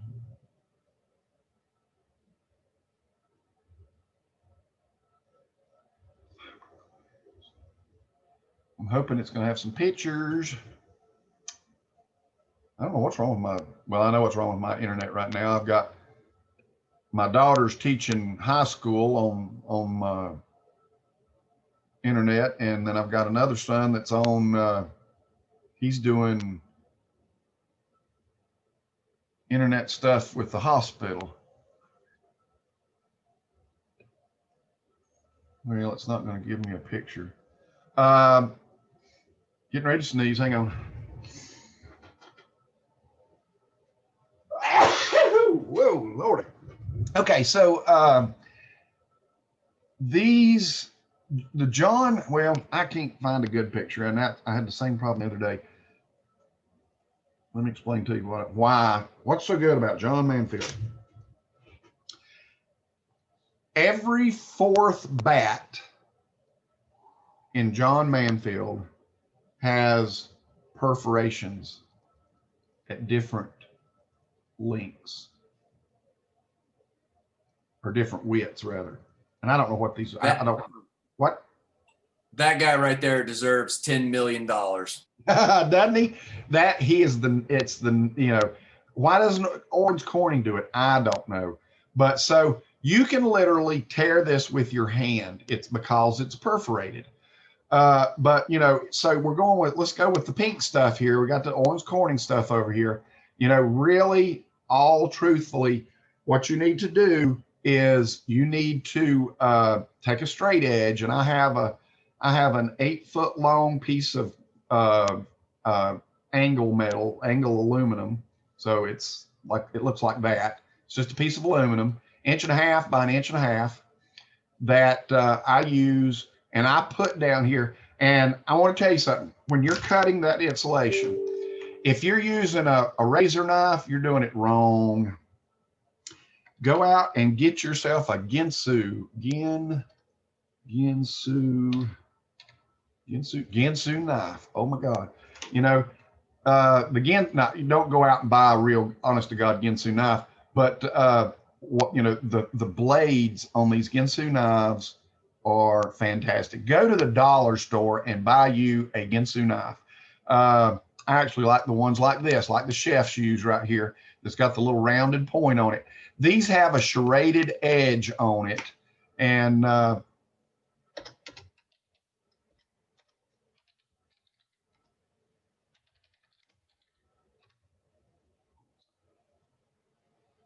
course, I'm not going to see a picture. It has a serrated edge. Let's see if I can find serrated edge.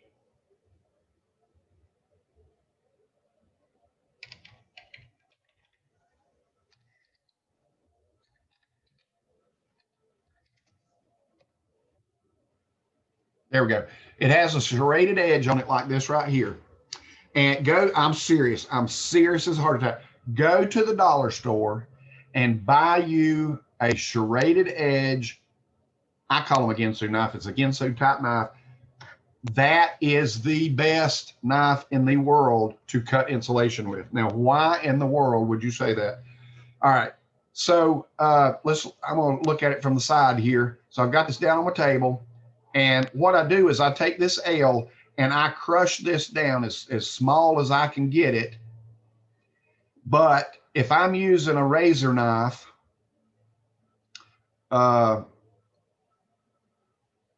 this razor knife, this distance right here is probably still smaller than that. This is greater than that. So it tears it. It makes a terrible mess. And any of you guys, if you've ever touched this stuff, you know, if you start shredding this stuff and you get in between your fingers, oh my God, it's, you know, it's worse than corona virus. I mean, it'll knock you clean out, just ruin your whole day. So this Ginsu knife, because it is shaped the way it is, it gets, number one, it gets your hands well up above, you know, get your hands well up above off of this insulation, and it makes such a clean look. I mean, I promise you, I'm not just blowing smoke here. You just got to try it. Once you try it, you are going to you'll be hooked. I promise you. So anyway, yeah, so you crush this down, cut this off, cut this off, and you put that in. Now, like you say, you're right. This one only has one wing on it. This one over here has no wings on it.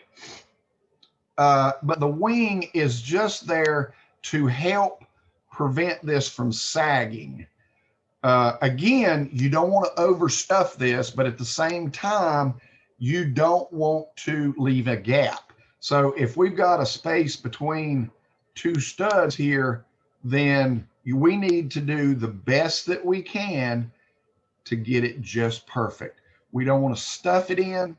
We don't want to leave a gap. All right. So just, that's all I can say is you do the best job that you can and you're okay.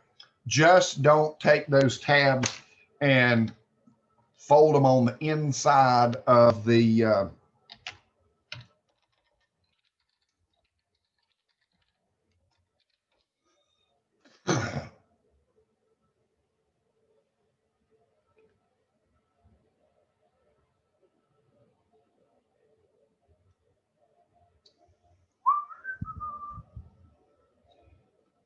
all right, so face staple, insert staple, do not do this. This is a big no-no. Big X across that one right there.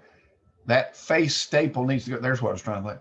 So the staple flange, it's just there to help you, you know, help it hold into place. But don't think it's an absolute have to, because when we use unfaced insulation, there's no tab on it. But now let's look at this wall right quick.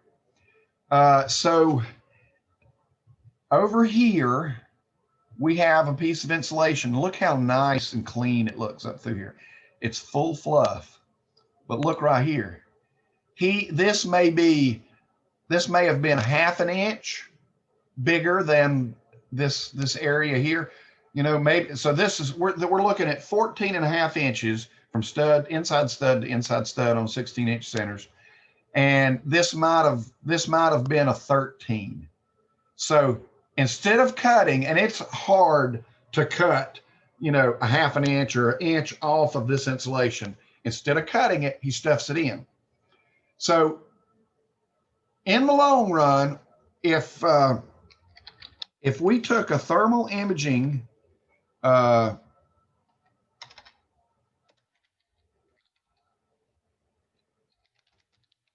a wall,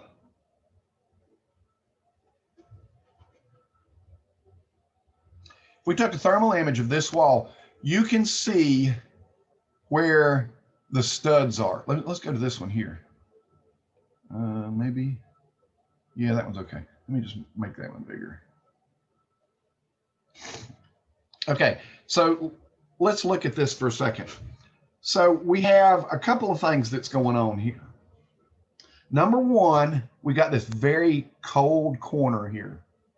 Huge corner here that's very cold. What happened? Don't know. Notice that this space here, notice this space here, they're bigger than the rest of it. So here, the insulation was really good through here, but when we got up around the, you know, when we were up here in the middle of it, we were good. But notice as we get down here towards the sides, you know, maybe it's not so good. Look how wide this area here is compared to the one beside of it.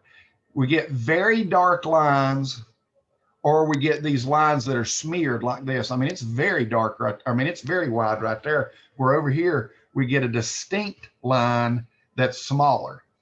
This is a huge indicator right here that the insulation has been compressed for some odd reason. Maybe there was a box on this side. Instead of cutting the box out, he just shoved that over, and it was compressed here. And the more we compress it, I mean, that's just the compressing insulation is the same as not having insulation at all. So keep that in mind. Now, you know, these are wood members that you're seeing. These very dark lines are wood members. And this kind of goes back to that header thing, an insulated header. If this was an insulated header, this line probably wouldn't be as dark, and it would still be darker than this area, because this area is total insulation. There's nothing but insulation here. We don't have anything else in the camp. What's that? You talking about using a insulation like foam in between in a header? Is that what you're talking about with an insulated header? Yes. Yeah. And remind me to go back and talk about that, because I want to hit on that. So so definitely, you know, try to really take care. Don't just slap it in there as fast as you can go or anything like that. Will we be doing some insulation? We might be doing some insulating in the class.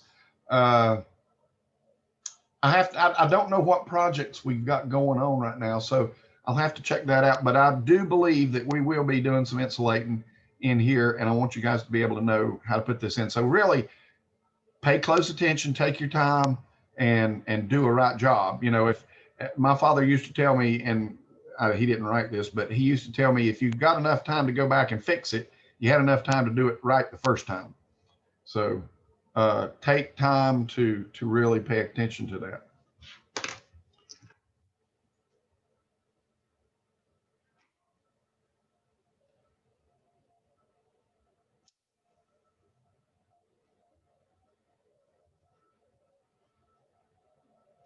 Okay, let me make me some notes here, because I want to go. I need to break off and go back and talk about different types of insulation. Insulation rate, header. Okay.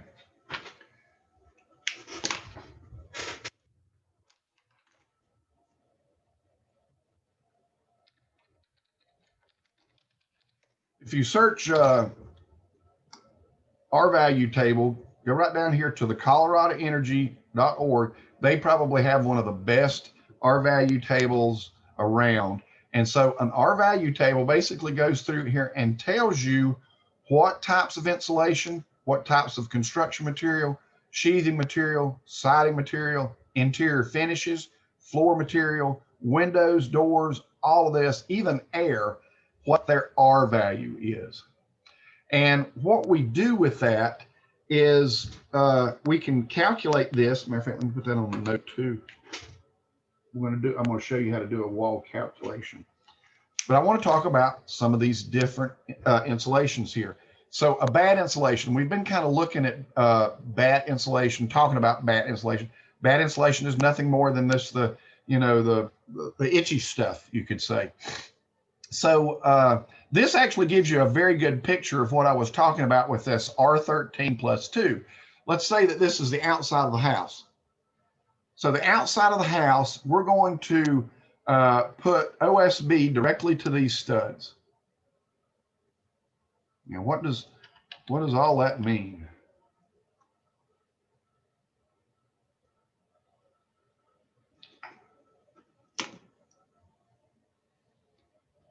We have our OSB, we've got our stud, and we've got our drywall. So here's the stud frame, and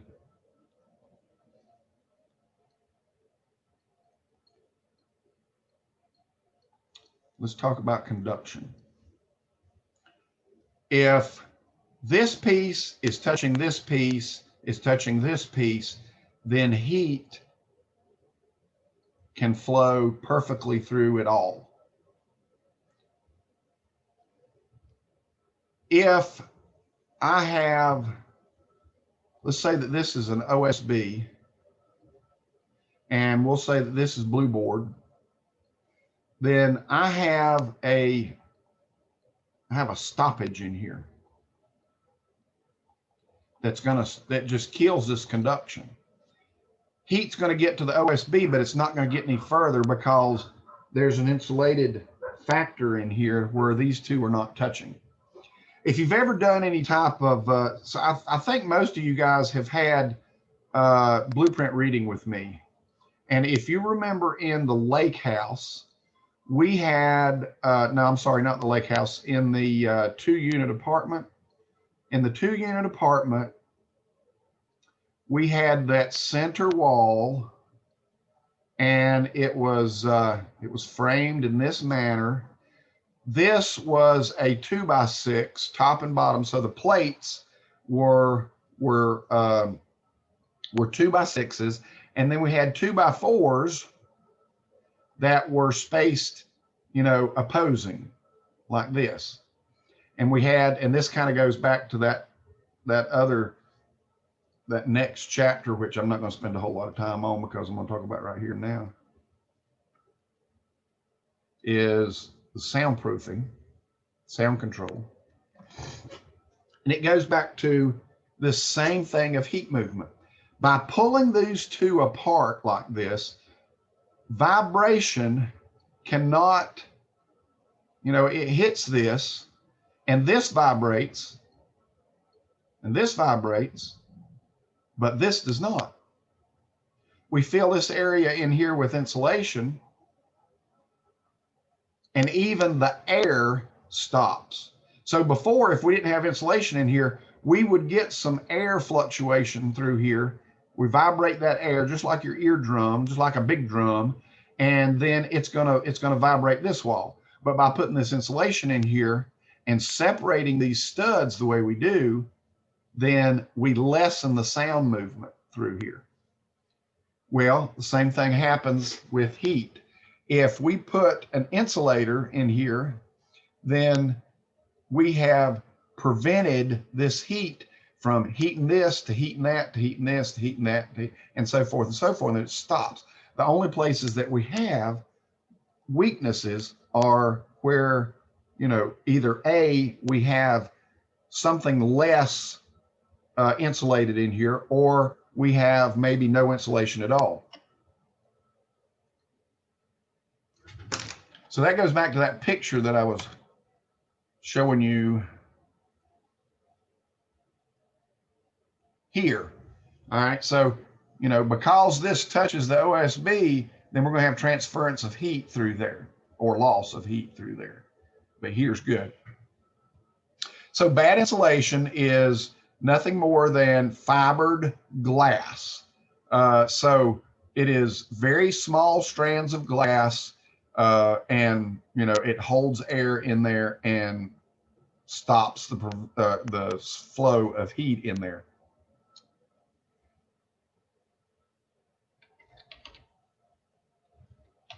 Cellulose insulation is paper. Again, this is a good example of a bad attic. Don't just fill it up here and stop. You need to cover those so you don't have that that movement. And so when I say movement, it is it's a bypass or a bridge. Let's think about a block, for instance. Blocks they have a cavity in them. So we use a type of insulation called perlite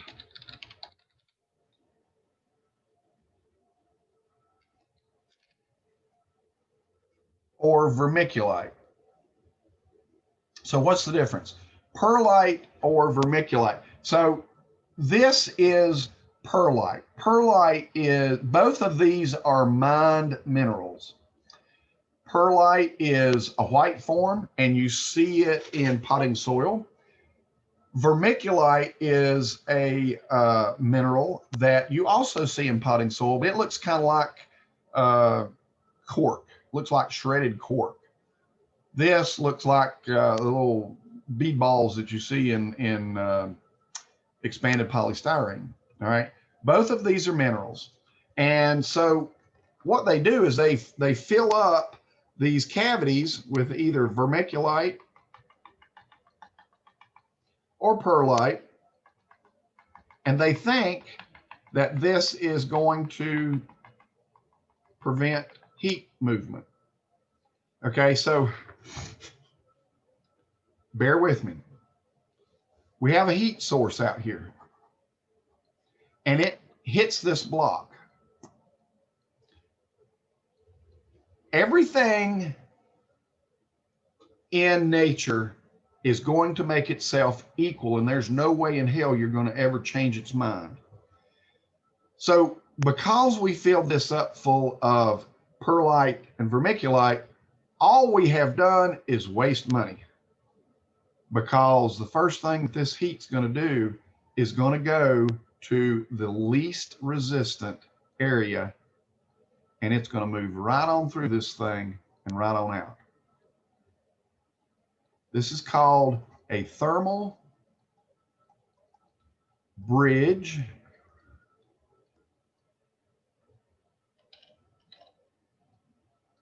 or a bypass.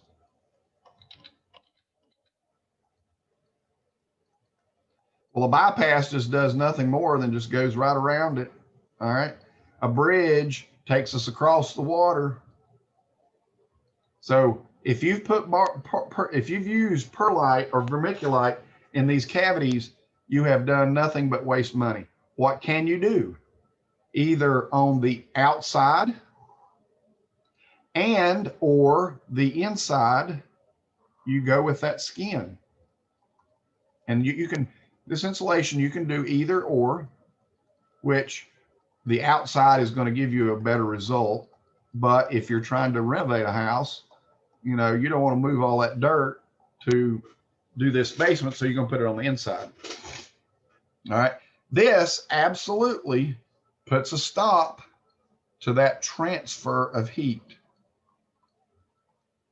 And this is going to do the job. This is, it's 0% effective. Don't do it. Useless.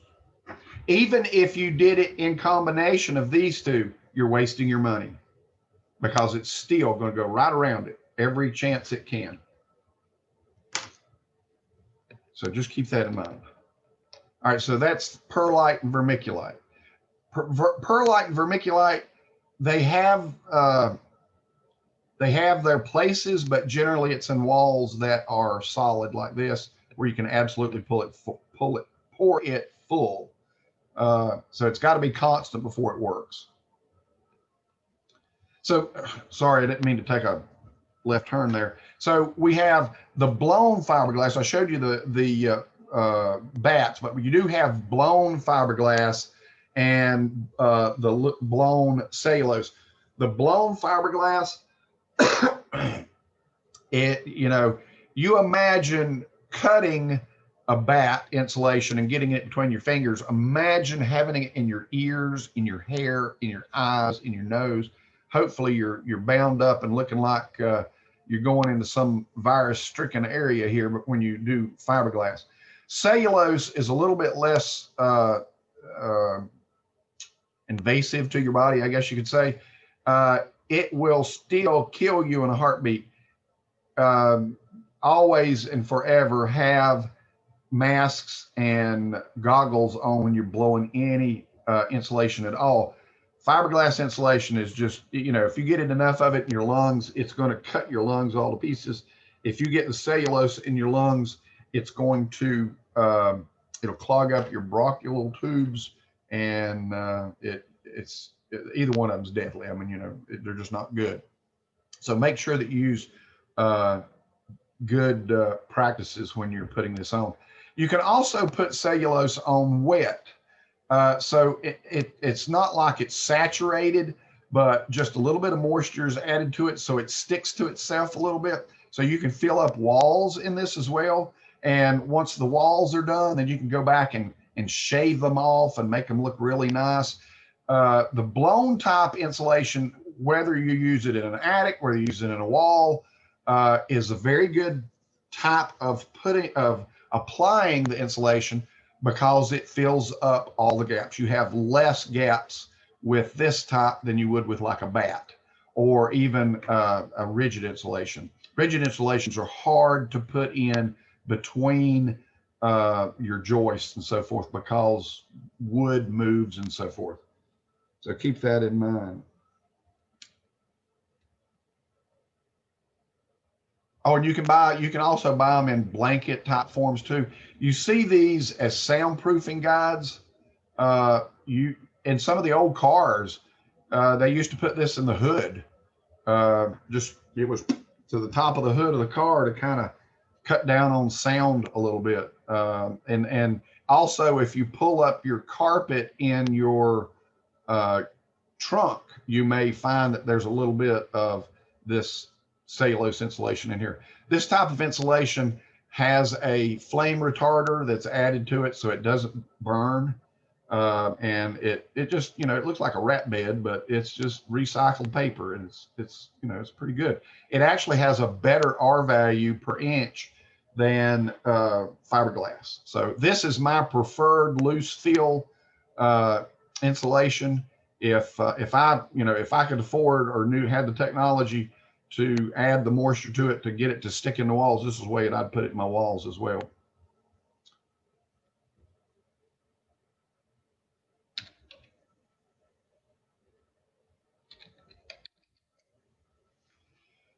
Expanded polystyrene. I'm going to start at the bottom here. This is expanded polystyrene. This is the resin, the EPS. You'll hear it called EPS, expanded polystyrene. This is the EPS resin. And so I'm thinking it goes through a heated process and the balls expand. And when you put it into a mold, they will adhere to each other, and you can make just tons of different shapes and stuff out of it. It's easy to cut. You see it in packaging. You see it in takeout plastics, takeout ware. Again, right there, big old no. I'm not a fan of it because it's toxic. It's hard to get rid of, and it is, it's very versatile, and it has an R value of about 4 per inch. You also have your coffee cups as well out of this stuff. EPS, expanded polystyrene. Extruded polystyrene is EXP, and that's where you'll hear me call it blue board, because for years and years and years, Dow was about the only company that made it, and so it came out blue. Well, Owens Corning also makes it, and of course they've got the pink stuff. So you can get it in a variety of different colors. Lowe's has their own brand now that is green. So it is very cool, very nice. So it is an extrusion, which is like taking your Play-Doh, and I have to be careful. I got a real weird thing the other day. Play-Doh extruder. So you remember taking the Play-Doh extruder and making, shoving Play-Doh into it and pushing it out, and you having all this hair or, different shapes and everything. That is an extrusion. And so that is what happens here. Instead of putting it in a mold and then blowing it up, we're blowing it up, and while it's still in a wet form, we're shoving it through an extruder and making it to this size. And you can get it in tons of different sizes, tons of different shapes. You can get it in a tongue and groove form. And if you put up EXP on your house and you tape the joints, you don't have to put on house wrap. This will take the place of house wrap. If you plan on putting house wrap anyway, do not tape the joints. Just put them up and don't use the tongue and groove because you'll have a double vapor barrier there, and you don't want that. It'll just hold moisture and it'll cause rot. So this is actually the better way to do it. If you've got to put up a skin on it, might as well go ahead and tape it and end up with a really good barrier on that. These are all called rigid insulations because they're hard. The EXP, the ESP, and the ISO board, which I'm going to show you. Polyisosanurate insulation is the best of the best of the best. This has the highest R value per inch of any insulations on the market, including foams, bad insulation, celluloses, and anything else. It is a mixture of a chemical reaction, foam, and insulation. So you end up with an R7.2 per inch with ISO board. And a lot of times the ISO board you can get with reflective layer on there. Now, why don't they all have reflective layer? I do not know. Every one of them should. And why? Well, that goes back to why I didn't want to get rid of this in the first place. So here we've got some insulation that has been put up, and then they went back and put this radiant barrier on here. You can buy this in a plastic air-filled form that just has picture, that just has this foam on there. And, so this gives you a good picture. What is the radiant barrier? The radiant barrier is to keep out radiation.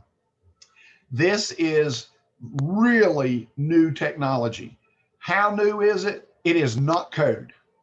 No code in the world says you have to put a radiant barrier on your house. However, it is one of three of the different types of heat transfers we've just talked about. Why is it not done like that? Because, science, science lies. Well, no, it doesn't. You can take a house, and this is, so if you guys are ever planning on doing a schoolie, this is going to be the first thing that we're going to do. We're going to take Reynolds wrap and we're going to glue it to the top of my school bus. So by just the simple notion of taking a roll of Reynolds wrap, and Reynolds wrap has a shiny side and it has a dull side. So when you're baking a potato, which side goes out? The dull side. You want to allow the heat to get in, but then the shiny side goes in to help hold that heat in. Well, if we've had the technology to heat a potato, why in hell have we not had the technology to do this stuff in our house? Go figure. So radiant barriers are enormous in helping keep your house cool and keeping this transfer stopped. Okay, why have we not done this? God only knows. Well, why do we need to buy 2 insulations? Why does crafted insulation not come with a radiant barrier on it? I want one of you guys to go to the Shark Tank and see if we can get us a patent and sell some insulation with a radiant barrier already on it, rather than buying a double bubble insulation roll. This is 4 by 125 feet for $172. I mean, dang, let's just put it on there. Let's put it already on the insulation. Let's put it on every piece of foam board ever made, put it on every piece of crafted insulation out there, and then we're killing 2 birds with 1 stone. So this is huge. If radiation is 1/3 of our heat transfers, why do we not have this on there? That's my only question. I'm going to shut up and get off my soapbox now. Are you going to put that aluminum foil on the inside of the bus or on the outside on the top of the roof? It doesn't matter. Let me show you why it doesn't matter.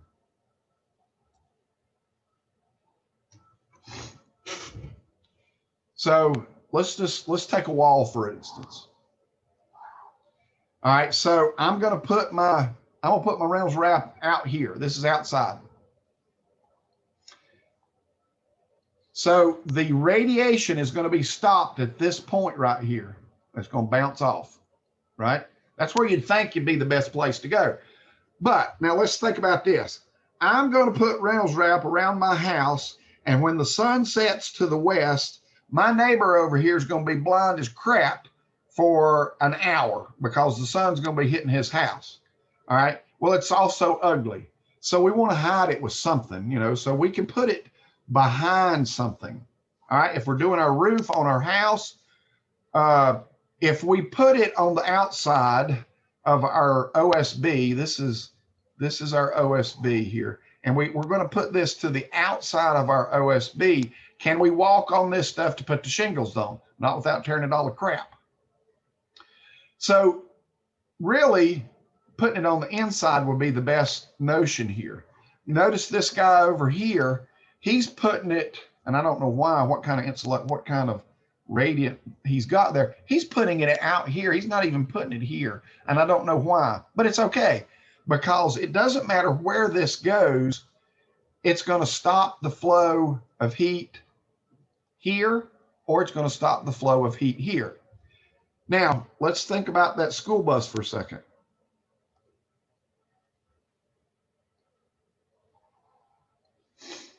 I've got a very thin piece of metal going around on the top of the school bus.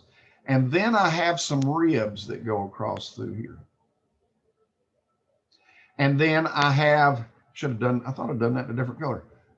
And then I've got, another piece, come on. I've got another piece of metal that's going on in here. What is in here?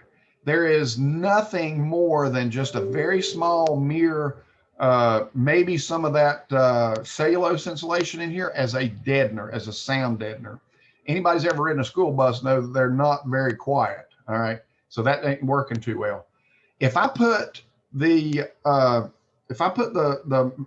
aluminum foil on, if I put the aluminum foil on the top, I'm gonna be signaling every airplane in the world. I'm gonna be blinding every house that's on every house that's up on a mountain, and I can be liable for anything. Some of you guys remember it, some of you don't. There was a TV program called Chips, and Chips was about highway patrol, motorcycle highway patrol. And they had one show where this car is going down the interstate, lost control, and it killed somebody. And they're going back through and trying to figure out how this car, just all of a sudden, perfectly good, healthy person, didn't show any signs of any type of trauma to the body, just all of a sudden lost it and went out of control and killed another person. So in this, they're redoing the timeline on this thing, and all of a sudden, sunlight bounces off a window on a building and hits these car and blinds the piss out of this car. I tell you what, the people on the extended warranty on my car are blowing my phone up today. So this would not be a good idea to put that phone, put our foil out here, because we can be liable if it were to cause a problem with somebody else. This would be the absolute best place to put it. I know you guys have, you've been on a road somewhere and you've got to the place where you were blinded just by trying to look at the stoplight. You couldn't see it. So, in some places where they know that that's going to happen, you will see big blinders that they'll put, maybe not that big, but they'll put blinders around the stoplight so that you can see it and the sun don't, if they're smart. A lot of the state is not smart. So what we're planning on doing, we're going to pull all of this off because we want to add some more insulation in here, and we're going to increase the insulation in here. We're going to put in rigid insulation through here. But before we do that, we're going to get some spray adhesive, and we're going to put spray adhesive up between our ribs on the bus, and then we're going to just stick Reynolds wrap to it so that it stops it here. Now, what if we put it down here? It would be okay too, because radiation is going to transfer through here, and then it's going to, whatever it hits is going to bounce back. Now, we would rather want to put it out here so that we don't heat up this material. If we heat up this material, if this gets stuck in here and keeps bouncing back and forth, then eventually the radiation, this is not going to be so much radiant, but we're going to be heating up the tinfoil itself, and then the tinfoil becomes radiant. All right, so that's kind of killing it there. So definitely don't put 2 layers in there, because just like having a double vapor barrier, you can capture this radiant heat in here and heat this up. Matter of fact, that gives me a very good example to tell you. So we had some windows when I was in college, and this is a huge, this is only 1/4 of an inch, but I'm drawing it very big so I can show you. This is a piece of glass. And the building that the architecture program was at the Catawba Valley, the sun would come in at a certain time of the day, usually it was in the west, so in the evenings hours, the sun would come in and just absolutely heat this place up. And so they decided to put on a thin piece of tinting on here that was, it was what they call low emissivity. Low E is what you hear in your glass, but it stands for low emissivity, which means that it's blocking the UV rays that are coming from the sun. Well, I lied to you. They put the film on the inside. I'm sorry. No, they didn't. No, they didn't. No, they didn't. No, they didn't. They put it on the outside was what it was. No, it had to be on the inside. It did. It had to be on the inside for it to happen. It's been a while. Sorry. This was back in 1986. Sorry. Not that old. So the UV light was coming in, and they put the film on the inside of the glass. Well, the glass already had the low E on it, and they put this film on the outside, on the inside of it. This was a plastic film, by the way. And what happened was the UV light got in here and got captured in here and was bouncing back and forth. And it had heated this glass up to, an astronomical temperature. I don't remember what it was, but I'm just going to say 200 degrees. And it shattered, absolutely shattered all the windows in here. And it was due to the presence of this extra little film in here, which just so happened to be low emissivity, along with a low emissivity that was already here. So again, don't put two layers of foil. If you put 2 layers of foil on it, fine. You're wasting your money. Put them right next to each other. Don't put 2 layers on there, just put 1. And like I say, we're just going to put it right on the top of we're going to put it on the bottom of the top skin of the bus in between the ribs. And so, yeah, we're going to have some leakage through the ribs, but we're also going to paint the top of the roof white so that we also have some reflection there to keep it cool. Didn't mean to elaborate on that quite so much. Whew. Now, you know the different types of insulations. Let us do this. I'm just going to hold you here for a little bit more because we're going to go pretty quickly. I just need to find where I need to be.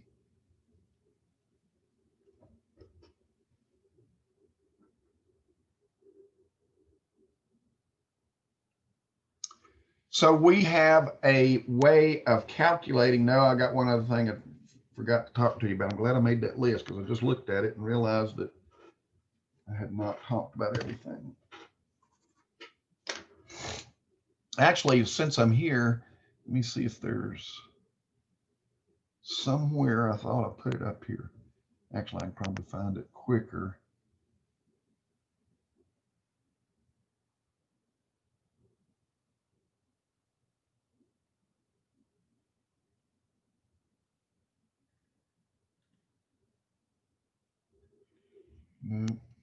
There was a good article on Journal of Light Construction about insulated headers, and I wanted to share that with you. Let me see if I saved it.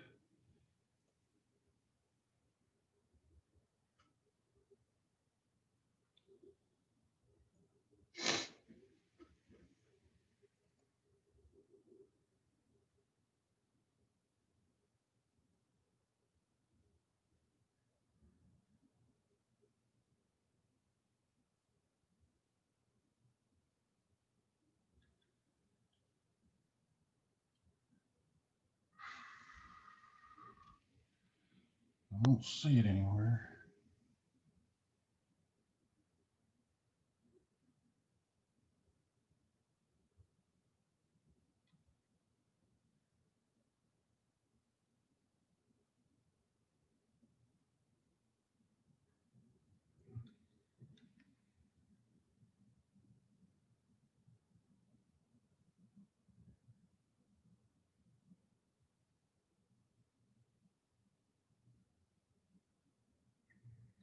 Let me just do a search right quick, see if I can find it.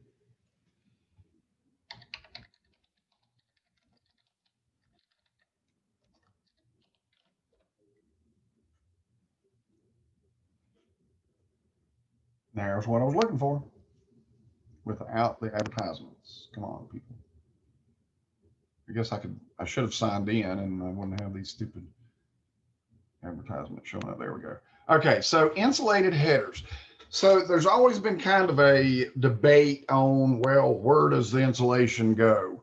Does it go inside? Does it go outside? And so this is a really good article. As a matter of fact, I'm going to download this. Can I download it? Yes, I can download it. And what I'll do is I'll just add that to you guys so that you can read about that.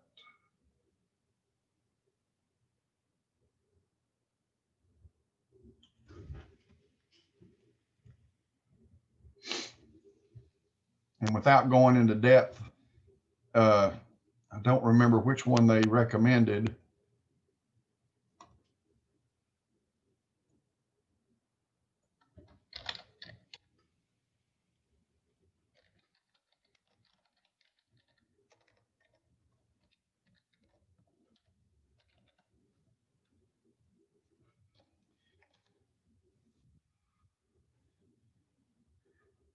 Better building performance, insulation to the exterior, better building performance, insulation to the interior. Foam is not sealed properly. Moisture can condense on the inside face of the tube eyes. So they're saying that moisture can get in here and can condense, doggone it, on this surface here, causing a problem. Whereas putting it out here. So read through this article. It's not a very long article at all. Matter of fact, it's super, super short. But you know, they say do it this way. In the past, I'd always stuck it in the middle until probably about 5 years ago, and then I started putting it on the outside. And I think a lot of it goes, you know, a lot of it has to go to the same principle that you know, we were talking about with the radiant floor, a radiant barrier. Capture it as much as you can faster outside so that it doesn't go and heat or cool these up inside here. So the more I guess I'm not understanding. So I've never done it any other way than putting it in the middle like you would spacing it with plywood. Yeah. I guess I'm not understanding how you're really supposed to keep it there. What do you mean? Well, so you've got the two 2x there. So you've got the one on top, one on the bottom, and then you got the two. So 2 on the left or 2 on the right, whichever way you decide to do it. Now then you've got the foam beside that. Right. So if we're looking at the example on the right-hand side, you've got the two pieces that are vertical, and then you've got the foam. How's the foam staying there? And it seems like you're making a weak spot in the. You see what I'm saying? You're saying that force. Let me open up this way. Yeah, it seems kind of like the right-hand side of that is a weak spot compared to, I don't know, it doesn't seem like the load would be being spread evenly. I'm sure I'm overthinking this too. You're saying, hey, this might keter, you know, because we've got loads here. Yeah, I can see that. I can see that. Yeah, I'm definitely saying that as well. But then I also don't understand exactly how you're supposed to make that stay there. I mean, what are you just nailing through it or something? Well, you can just, you know, a nail just in there is going to make it stay there without wind blowing it apart. But one of the things that I do, again, that goes back to what I was saying. It's hard to cut rigid insulation and make it fit perfect in a stud wall. So anytime I'm doing rigid insulation, I'm also doing foam. I also spray a bead of foam around it to take up any spaces, and I'll go all the way around this. But I'm doing it here. I'm spraying, you know, great stuff basically in here to, number one, hold this in place. Number two, take up any spaces where I've, you know, been in a hurry and broke it or shoved it in there, and or, you know, God forbid that, you know, your header looks like this and you tried to put, you know, a piece of straight board in here, you're going to have gaps around it. Does that make sense? Yeah, absolutely. So, you know, that kind of thing. So, but yeah, I anytime I put rigid insulation in between studs, in rafters or in headers, I spray foam as well, because otherwise you've just got gaps. If you're going to go that route, if you're going to go the extra mile, might as well go the extra mile plus the extra 2 feet of parking. If that makes any sense. On all of my house where the roof was vaulted. So let's say in my bedroom. So the original roof in my bedroom, my bedroom used to be a carport, by the way. So the rafters were running, they were already here. And my parents had, they had a ceiling in here that was very low. I don't know why it was super low. It was lower than the rest of the house. And I don't know what they did differently, because all the walls were, oh, I know why. I do know why. Because come down here. Here was this is the wood portion of the house. And then here was the concrete to the carport. That's why, because there was a step down. There was 4 inches difference there. So I was going to lift this all up to make it the same height as the rest of the house, because the rest of the house, you know, the ceiling was here. So I tore these out, and in the process of tearing these out and changing them, I thought, damn, this is going to look good if I decide to do a different route. And what I've done was I've got a beam right in the middle of it, a girder. So they were tied to that girder. So I moved the girder up, and I got halfway on it, and I thought, I want a cathedral ceiling over my bed. So I ended up just switching this over and putting my rafters here in. So now I have a cathedral ceiling. This is the drywall, by the way, in my bedroom. And then I mounted my TV right there so that when I'm laying in the bed, I could see it and dare some child or dog to step between me and the TV, because my daddy was not a glass maker. And so I had, this was a 2x6. Over here, I was able to go in here and I put R38 through here. The reason I put R30, I still didn't show you why I put R38. And I put R38 through here too. 30, 38. Or remind me to hit on that. So I had a 2x6 here. So, so the code says that if I can get, let me talk about over here. If I can get a full distance of insulation all the way to the outside of my exterior wall, then I can go with an R30. But I couldn't, because these were 2x6s. At some point it get, you know, and I've got a little air thing here, air vent in there to allow air to get from my soffit to my ridge vent that's located on the ridge of the roof, top highest most portion of the roof. Then I lose some R value here because I don't have as much space right here as I do over here. So if you cannot maintain this level of R value to the outside edge of the outside wall, then you have to go with an R38.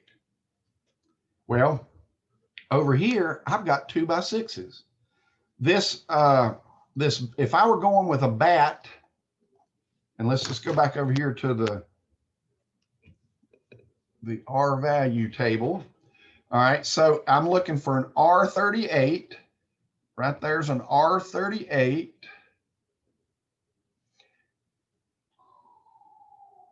R38 is 12 inches of bat insulation. All right, so if I'm going with bats, I've got to have 12 inches. What if I'm going with blown attic cellulose? Okay, so 3.6 to 3.7, I'm going to call it 3.65. So 30 divided by 3.65 gives me 8.25 inches. So if I were going with cellulose, I could go with 8.25 inches. Now you see, that's the difference. That's how good cellulose is over bat insulation, less insulation. All right, so I've got 2.5, or I've got a 2x6 here. Is this really 6 inches? Nope, it is 5.5 inches. So what can I do? So if I were to use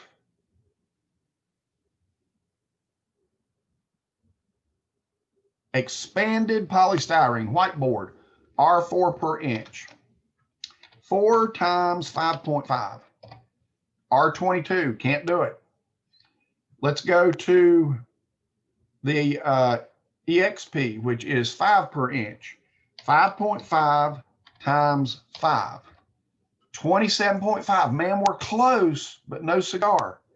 Let's go down here to the polyisosanurate. Oh, by the way, this is wrong. I don't know why they put this in there that way. Full phase polystyrene is 7.2 per inch. So 5.5 times 7.2 gives me an R39.6. Bingo. So what I did was I used 5.5 inches of ISO board, and I layered it in here to fill up all of this space.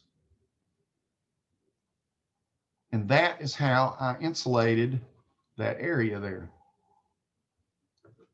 Now, did I do a good job? Was this good? Was this great? Well, let me tell you what, because there's so much area in here and you've got places with the bad insulation where you might have leakage, you may not have perfectly, or not bad insulation, I've got blown insulation in this portion, then, you know, it's not 100% as good as you think it could be. But when it snows, and I get snow on my house, this snow over here is gone very quickly compared to this over here. This can be actually gone completely. And I've still got as much, if not more, snow over here than I had over here. And this being on the south side of the house. So I've got less heat coming through here. But when I did this, I had to cut all this stuff, cut it on a table saw to 14.5 inches. Well, you measure any rafter whatsoever, you're gonna find out it ain't 14.5 inches. Some places I had to go through there and take my reciprocating saw and churn out a little bit of it so that I could get it to fall in. After I'd done it, big old can of spray foam all the way up through this thing, every side, every edge, all the way around it, and took up all that space. And that's what helped me make this wall so much better than the wall that had the blown insulation in the attic.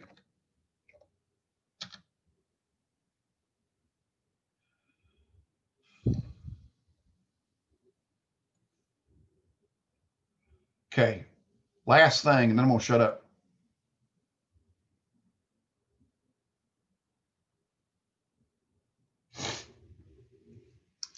Calculating our insulation.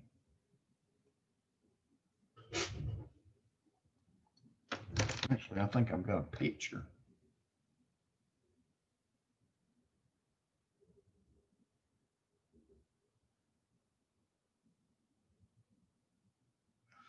All right.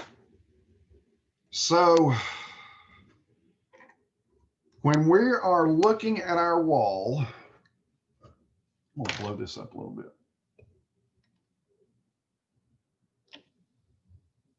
When we're looking at our wall and we're looking down on it, so this is typically what we got. Now, I'm showing a gap in here, which means that it's just we don't have 100% insulation in here. So we have a place that we're cutting through the frame and we have to measure this insulation here. This is an air film. We have an exterior air film and we have an interior air film. What is an air film? So an air film, and I had my wife, I was cooking some oatmeal the other day, and you guys must think we just eat nothing but oatmeal, but I tell you what, cooking oatmeal gave me so many good examples in construction. So there I'm cooking oatmeal and I'm melting the butter in my oatmeal. Well, what's that got to do with the price of eggs in China? Well, there is that air film that I'm just talking about. All right. So the melted butter around through here is the air film. What you can't see in this picture here is the water is boiling over here. So it is 212 degrees over here. This stick of butter came out of the refrigerator and I'm guessing somewhere around 40 degrees or something. I think it's lower than that. But you can see there's different colors. This over here is very light, but this here is very yellow. All right, so we went from 40, 50, 60, 70, 80, all, the further we get closer here, the closer we're getting to 212 degrees here. And so this actually has an R value to it. This film is an R value. And so when we're looking at this, we create this you know, this air in here, this stale air, and we're talking about no wind blowing. So I lost the video on this, but I had my wife stir this, and as she stirred it, this butter just disappeared almost immediately, because I'm getting rid of this film around here that's helping this stay to 40 degrees. And the same thing happens here. If a big old gust of wind comes through and blows this film away, then I can't count the film. But we don't, when we do our calculations, we don't say it's in a windy area, not unless we were building it up on Mount Mitchell or Mount Washington or something like that. So we also have an insulation area through here. So we can cut this wall through here, through the insulation, and hopefully this is going to be our highest. We're going to have the best here. And generally we have good through here because wood does have a little bit of R value. It actually has 1.25 per inch. So it has a little bit, but then when we're talking about this gap over here, this gap has 0. We can't count nothing on it, but we have a little bit of insulation on that. So we might have, you know, let's say we've got an R13 here, and we have a gap that's going to be an R8, we'll call it. So how much framing do we have? So if we had a wall that was, say, 100 foot long, we're going to have somewhere around 15 to 17% of wood in here. So we're going to have 15 to 17% wood framing in here. And hopefully these gaps are going to be 0 to nothing, but sometimes we end up with about 3%. And the higher it goes, the crappier it is. A house built in 1942 that has no insulation at all is not going to, you know, the gaps are going to be 100%. You're not going to have anything in there. It's going to be terrible. So by looking up the different R values for these, we can put those into motion into this. Did I not open it up? I thought I did. Yeah, I just didn't open it. My wife is making fun of me because I was taking this thing to the, I was taking this thermometer to my butter. Okay, so we use this calculation here to find out what our all around good R value is. So if we're looking at this wall, again, I've got my insulation is going to be an R13, and my gaps is going to be an R8, and I've already got my percentages up here as well. But what about the rest of this stuff? Let's say that our outside finish here is going to be wood siding, wood lap siding. And our sheathing is going to be 1/2 inch OSB. Our studs are 2x4 and a gyp board. So what we can do is we can come over to our R value table here, and we can look this up. So first things first is our softwood. All right, a 2x4 at 3.5 inches gives us an R 4.38. So that stud here, it has an R of 4.38. Next on our list is the wood lap siding. So we're going to go down here to siding materials, and we have wood bevel lap. All right, that's a 0.8.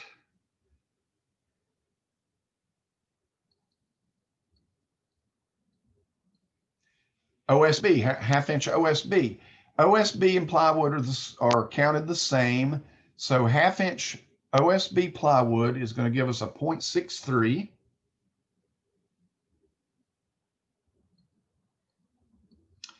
And then we have our gyp board, interior finish, 1/2 inch gyp board is going to be a 0.45. Now let's take all of this and put it into our calculator. Absolutely. If you go down here at the bottom, I'm sorry, the bottom, it tells you your air films. So you've got summer air films and you've got winter air films. Normally we use the winter air films. So for interior walls, we use a 0.68, and for exterior walls, we use a 0.17. So if you look in our drawing here, you'll see that the air film goes through all three of these slices, okay? It goes through the gaps, insulation, and the frame. Both of them do. So when we go to our calculator, we go and put those in, and that's where I've got here. I've got the, I've got this going through all three of them because it's traveling through all three sections of that. We've got the framing, the insulation, and the gaps there. So our exterior finish, does it go all the way through? We do. Our siding goes all the way through every one of them. So we're going to put a 0.85 or 0.80 into that, and the program's going to automatically throw it into all of them. Now let's go down to our sheathing. We had 1/2-inch OSB sheathing, and it also goes through all of them. And it's a 0.63. So it goes through all of them. Now we go into our wall cavity. So in our wall cavity, things have changed here. Our frame has the stud. Our insulation has the insulation. And our gap is going to have a smaller R value there. So over here, we're going to put in our 4.38 in our frame. It's going to pop it into every one of them, and I'm going to go back and change it. The insulation is an R13, and the gaps, I said, were an R8. Now, our interior finish here is going to be 0.45, but does it go through all of them? It does. It goes through every one of these, so we're going to transfer that through all of them. Now what happens is we end up adding all these together. So this is a sum of all of these sections here. So we have, going through the frame, we have a 7.11. Going through the insulation, we have a 15.73. And going through the gaps, we have a 10.73. All right. So this actually better, best, better,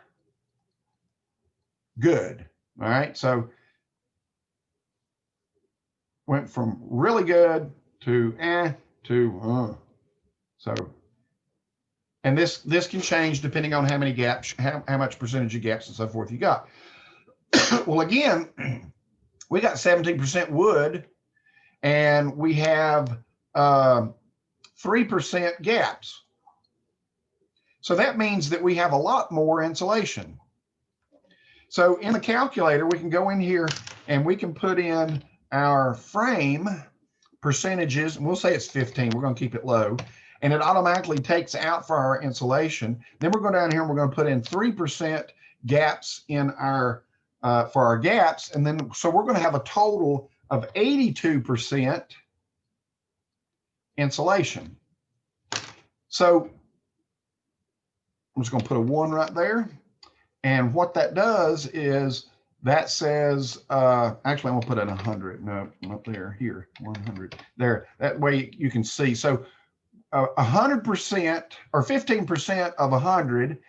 And then we're basically taking these and adding weights to them. So just like your grades. So this weight goes here, and we say A divided by R. So area divided by the R value, 15 divided by 6.343 gives us a 2.33. So these are the weights of this total. So what we're going to do down here is we're going to add all of these up. So all of this is added up going down through here, and that gives us a total of 8.08. We're going to do the same thing again, A divided by R. So we're going to take 100 and we're going to divide it by 8.08, and that gives us 12.38. That is the average R value of that wall. So when we look at this wall here, the whole wall is going to be 12.38. Is that code? Nope. It's not code. We don't even have an R13. We're supposed to have an R13 plus 2. So what if we go in here and we're going to add blue board to this?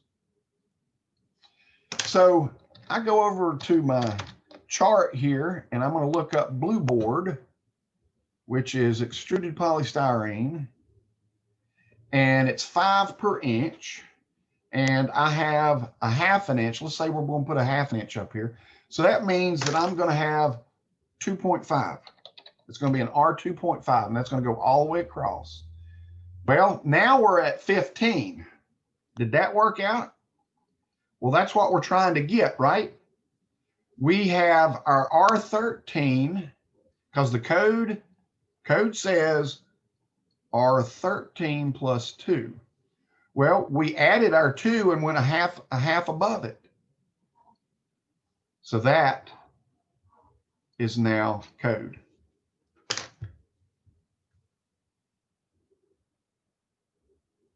Any questions?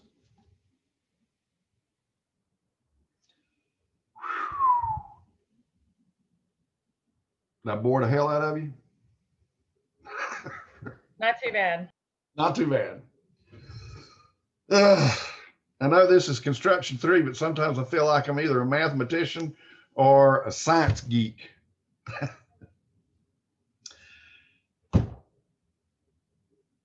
If you guys have any questions whatsoever, text me. Any of you, if you see something screwy with those tests, don't hesitate. Don't wait till Friday to hit me up. Go ahead and send me a text. Let me know.